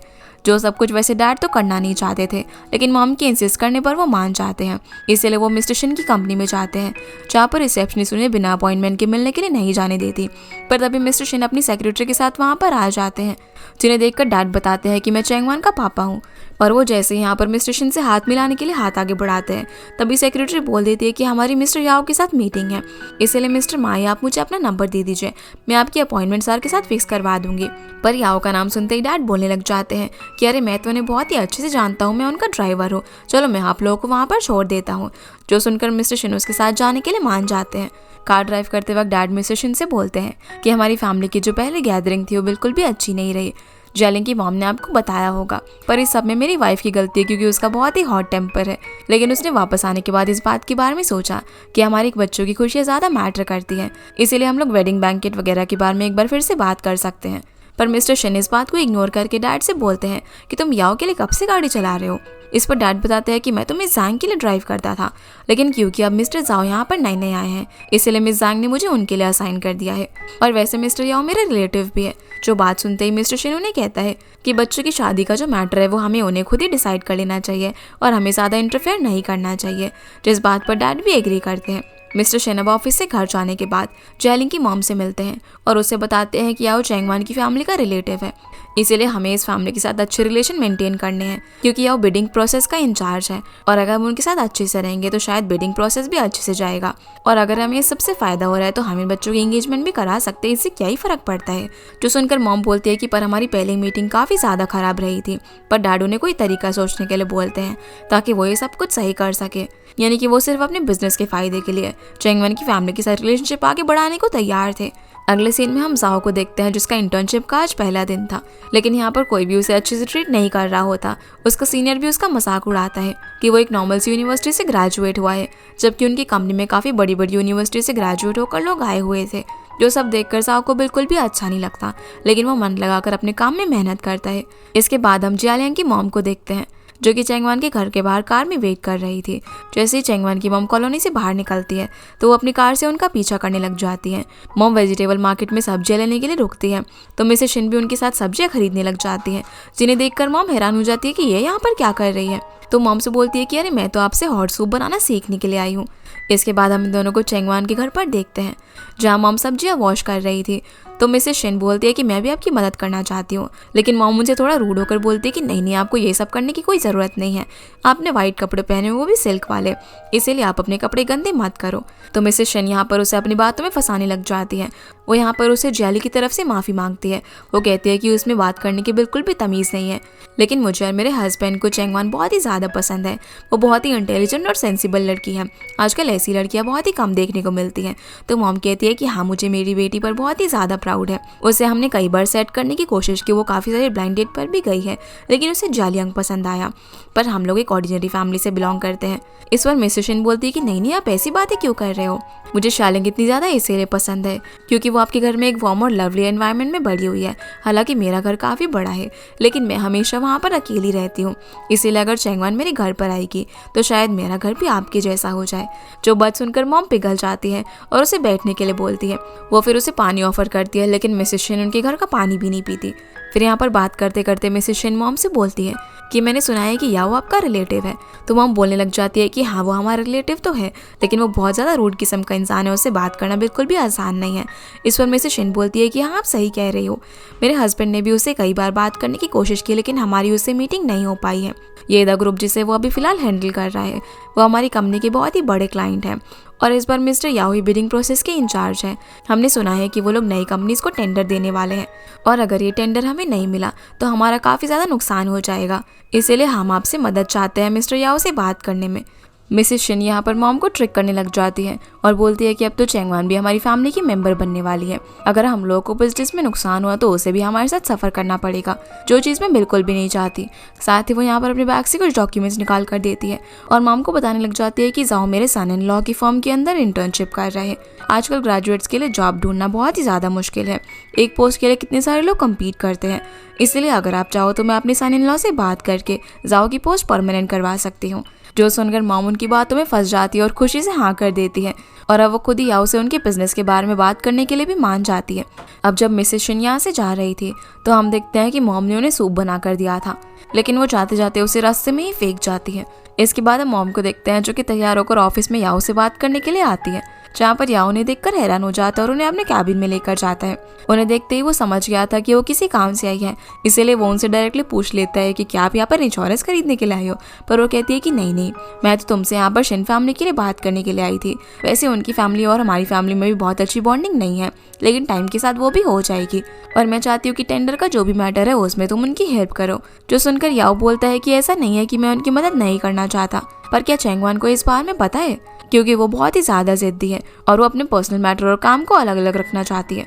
जिस पर मॉम बोलती है कि चैंगवान मेरी बेटी है, इसलिए उसके बिहाफ पर मैं डिसीजन ले सकती हूँ। इसी बीच हम चैंगवान को देखते हैं जो कि जब कुछ काम करके आ रही थी तभी एक कलीग उसे बताती है कि तुम्हारी मॉम मिस्टर याओ से मिल रही है इसी बीच उसकी एक कलीग उससे कुछ फाइल मांगती है तो बता देती है कि वो मेरे सिस्टम में है और अपना पासवर्ड भी बता देती है, जो चीज़ वो यूँ सुन लेती है। चैंगवन सीधा भी आओ के कैबिन में आ जाती है और अपनी मॉम को बोलती है कि मॉम आप यहाँ पर क्या कर रही हो।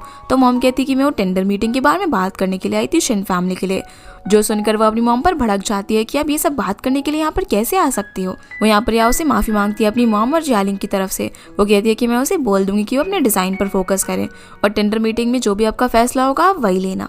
ये बोलकर वो अपनी मॉम को खींचकर यहाँ से लेकर जाती है और बाहर आकर उनसे बोलती है कि मॉम आप ये सब क्या कर रही थी। तो मॉम बोलती है कि मिसेस शिन मुझसे घर पर मिलने के लिए आई थी, उन्होंने जो कुछ भी हुआ वो सब भूल जाने के लिए कहा और बिजनेस में उनकी मदद करने के लिए बोला, तो हमें भी बात मानकर उनकी मदद करनी चाहिए ना। वैसे भी हम याओ को जानते हैं तो हम इतना सा तो उनके लिए कर ही सकते हैं। जो सुनकर चैंगवन गुस्सा हो जाती है और बोलती है कि मॉम आप में इतना सा भी दिमाग नहीं है, आपने ये सब करने से पहले मुझे क्यों नहीं बताया। मैं 7 सालों तक यहाँ पर इतना अच्छे से काम कर रही हूँ, अगर आप ऐसी हरकतें करोगी तो मैं काम यहाँ पर कैसे कर पाऊंगी। इस पर मॉम बोलती है कि मैं तो सिर्फ तुम्हारे बारे में ही सोच रही थी और बताने लग जाती है कि जाओ जिस फर्म के अंदर काम करता है वो मिसेस शिन की सन इन लॉ की है और वो वहाँ पर उसे परमानेंट जॉब दे रही है।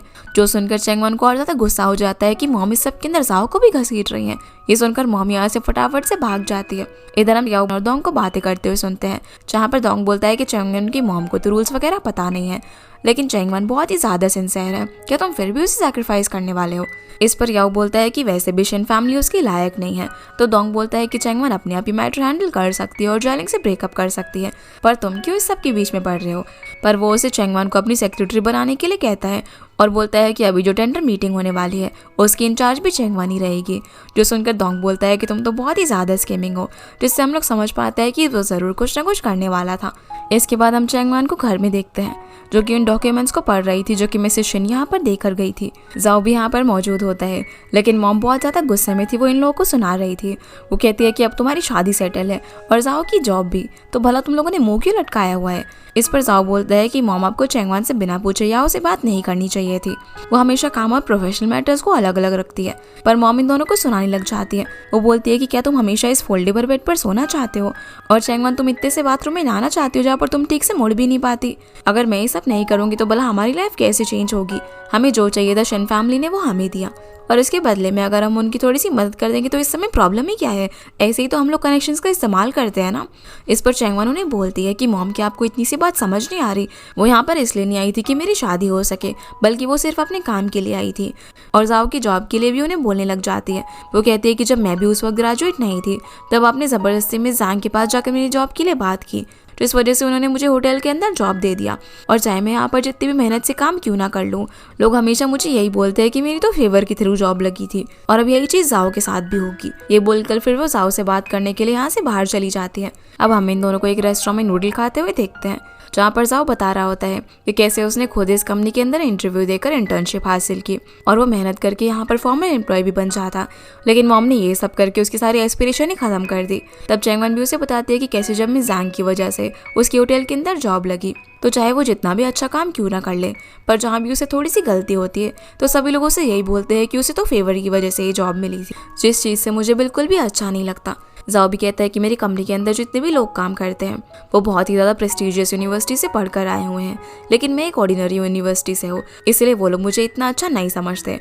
और अब जब उन्हें पता चलेगा कि मेरे कनेक्शन की वजह से परमानेंट नौकरी लग गई है तो पक्का मुझे रोस्ट करेंगे, और अगर मैं फॉर्मर एम्प्लॉय का इन्विटेशन एक्सेप्ट कर लूँ तो शिन फैमिली का तुम्हारे ऊपर पूरा कंट्रोल हो जाएगा, जो कि मैं नहीं चाहता। पर चैंगवन बोलते हैं कि उसकी चिंता मत करो, ये सब मैं हैंडल कर लूँगी, और ये मत भूलो कि इस कंपनी के अंदर तुम अपनी मेहनत के बल पर आए थे, ना कि शिन फैमिली और मेरी वजह से, इसलिए तुम हार्ड वर्क करके आगे बढ़ो। और अगर लोग तुम्हें फिर भी नीचा दिखाने की कोशिश करेंगे ना तो तुम मेरी तरह सफ़र मत करना, जो भी होगा हम दोनों साथ में हैंडल कर लेंगे। दोनों फिर साथ में यहाँ पर नूडल्स एंजॉय करते हैं।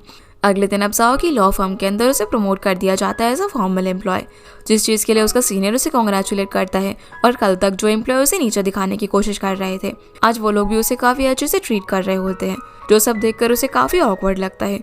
दूसरी तरफ हम चैंगवन को देखते हैं, वो भी जैसे ही ऑफिस पहुंचती है तो उसके कलीग्स उसे कॉन्ग्रेचुलेट करने लग जाते हैं, क्योंकि अब वो याओ की सेक्रेटरी बन गई थी, जो सब देखकर वो भी हैरान थी कि पता नहीं उसे कैसे प्रमोशन मिल गया। लेकिन वो ये सब देखकर बिल्कुल भी खुश नहीं थी कि एक तो उसकी रिच फैमिली के अंदर शादी हो रही थी और अब यहाँ पर उसे प्रमोशन भी मिल गया था। शाम को हम याओ को देखते हैं, जो कि ऑफिस से सीधा माओ के पास जाता है, जिसके पास काफ़ी सारे ऑर्डर्स है पैक करने के लिए। तो वो ड्रिंक करते वक्त डांस करने लग जाती है अपना स्ट्रेस रिलीज करने के लिए, जिसे ऐसे देखकर जाओ को काफ़ी अच्छा लगता है और फिर वो भी यहाँ पर उसकी पैकेजिंग में मदद करवाने लग जाता है। इसके बाद हम चैंगवान को याओ के कैबिन में देखते हैं, जहाँ पर वो उसे कंपनीज को बिडिंग का इनविटेशन देने के लिए बोलता है, जिसके अंदर मिस्टर शिन की कंपनी भी थी, जो देखकर याओ से पूछ लेती है कि आपने मुझे प्रमोशन क्यों दिया है। पर याओ समझ जाता है कि वो उसे ये पूछना चाह रही है कि कहीं वो उसके कनेक्शन का यूज बिजनेस के फायदे में तो नहीं करना चाहता। पर वो उसे यहाँ पर अच्छे से समझाने लग जाता है कि अगर वो ऐसे हर चीज़ में इतना ज़्यादा सोचने लग जाएगी तो वो कभी भी आगे नहीं बढ़ पाएगी, और पूछता है कि क्या ये तुम काम कर सकती हो और तुम्हें प्रमोशन चाहिए, जिसके लिए वो हाँ बोल देती है और कहती है कि मैं ये काम प्रोफेशनली हैंडल करूँगी, जो बोलकर यहाँ से चली जाती है। जिसके बाद वो मिस्टर शिन की कंपनी में उन्हें बिडिंग का इनविटेशन देने के लिए जाती है, जहाँ पर उसे जालिंग मिल जाता है। तो वो उसे बात करने के लिए साइड में लेकर जाती है और बोलती है कि तुमने मुझे बताया क्यों नहीं, कि तुम्हारी मॉम मेरी मॉम से मिलने के लिए आ रही है। उन्होंने बिडिंग के लिए याओ को मनाने के लिए मेरी मॉम को अप्रोच किया और मेरी मॉम सीधा याओ से मिलने के लिए चली गई, जो कि बिल्कुल भी अच्छी बात नहीं थी। तुम्हें ये सब करने से पहले मेरी परमिशन लेनी चाहिए थी ना। पर उसे इस बारे में कोई भी आइडिया नहीं था, इसलिए वो उसे इस चीज़ के लिए माफ़ी मांगता है और क्योंकि उसे मीटिंग में जाना था तो फटाफट से यहाँ से चले जाता है। अब जब चैंगवान यहाँ से जा रही होती है तभी उसे मिस्टर शिन की सेक्रेटरी मिल जाती है और यहाँ में पता चलता है कि ये दोनों कॉलेज टाइम से एक दूसरे को जानते हैं। ये दोनों अब साथ में लंच करने के लिए जाते हैं, जहाँ पर जू चैंगवान को बताने लग जाती है कि इस बार याओ जो है बिडिंग के टाइम पर उनकी कंपनी का जो कॉन्ट्रैक्ट है उसे टर्मिनेट करने वाला है, और अगर ऐसा हुआ तो शायद मिस्टर शिन को अपनी कंपनी बंद करनी पड़ जाए क्योंकि उन्हें बहुत ज़्यादा लॉस होगा। जो सुनकर चैंगवान बोलती है कि क्या इतना सीरियस है, मुझे तो इस सब के बारे में नहीं पता। पर जू कहती है कि हाँ मैं सच बोल रही हूँ और अब तो तुम्हारी शिन फैमिली के अंदर शादी होने वाली है, तो अगर ऐसा हुआ तो इससे तुम भी सफ़र करोगी, इसलिए तुम्हें उनकी हेल्प करने के बारे में सोचना चाहिए और मिस्टर याओ से बात करनी चाहिए। जो सुनकर चैंगवान उसे साफ साफ बोल देती है कि मैं पर्सनल और प्रोफेशनल लाइफ को अलग अलग रखती हूँ और मैं इस समय में उनकी कोई भी मदद नहीं कर सकती। ये बोलकर वो यहाँ से चली जाती है, जो देखकर जू को काफ़ी ज़्यादा गुस्सा आता है। अब जब चैंगवान देर रात तक ऑफिस में काम कर रही थी तभी वो याओ को ऑफिस से जाता हुआ देखकर उसे बता देती है कि मैंने सारे इन्विटेशन दे दिए हैं और उसे और कुछ काम है तो इसके लिए पूछते हैं, लेकिन वो मना कर देता है। उसे जल्दी रेस्ट करने के लिए बोलता है और साथ ही ये भी बोलता है कि जो शिन फैमिली है वहाँ पर लेडीज़ या तो किचन में रहती है या फिर गार्डन में। ये बोलकर यहाँ से चले जाता है, जिसकी इस बात के बारे में चैंगवान सोचने लग जाती है। अगले दिन फिर हम जाओ को देखते हैं, जो जब ऑफिस जा रहा था, जिसे रास्ते में माओ पिक कर लेती है और उसे कंग्रेचुलेट करती है क्योंकि वो फॉर्मल एम्प्लॉय बन गया था। इस पर वो कहता है कि ये बात मैंने तुम्हें इसीलिए नहीं बताई क्योंकि ये सब मैंने अपनी एबिलिटी से नहीं किया था, और पूछता है कि तुम मुझे इतनी जल्दी पिक करने के लिए क्यों आई हो। तो वो उसे बताती है कि कैसे कल रात उसे चैंगवान ने मैसेज करके सारी बातें बताई कि मॉम की वजह से वो फॉर्मल एम्प्लॉय बन गया है, और वो माओ के थ्रू ये जानना चाहती थी कि कहीं याओ को ऑफिस के अंदर कोई प्रॉब्लम तो नहीं हो रही, क्योंकि वो सिर्फ घर के अंदर अच्छी चीज़ें बताता है और बुरी चीज़ें कभी भी नहीं बताता है। तो जाओ बता देता है कि कैसे जो लोग उसे एक दिन पहले इग्नोर कर रहे थे वो उसकी फॉर्मल एम्प्लॉय बनने के बाद उससे अच्छे से बात करने लग गए हैं। पर माँ उसे ये सारी चीज़ें इग्नोर करके अच्छे से अपने काम पर फोकस करने के लिए बोलती है।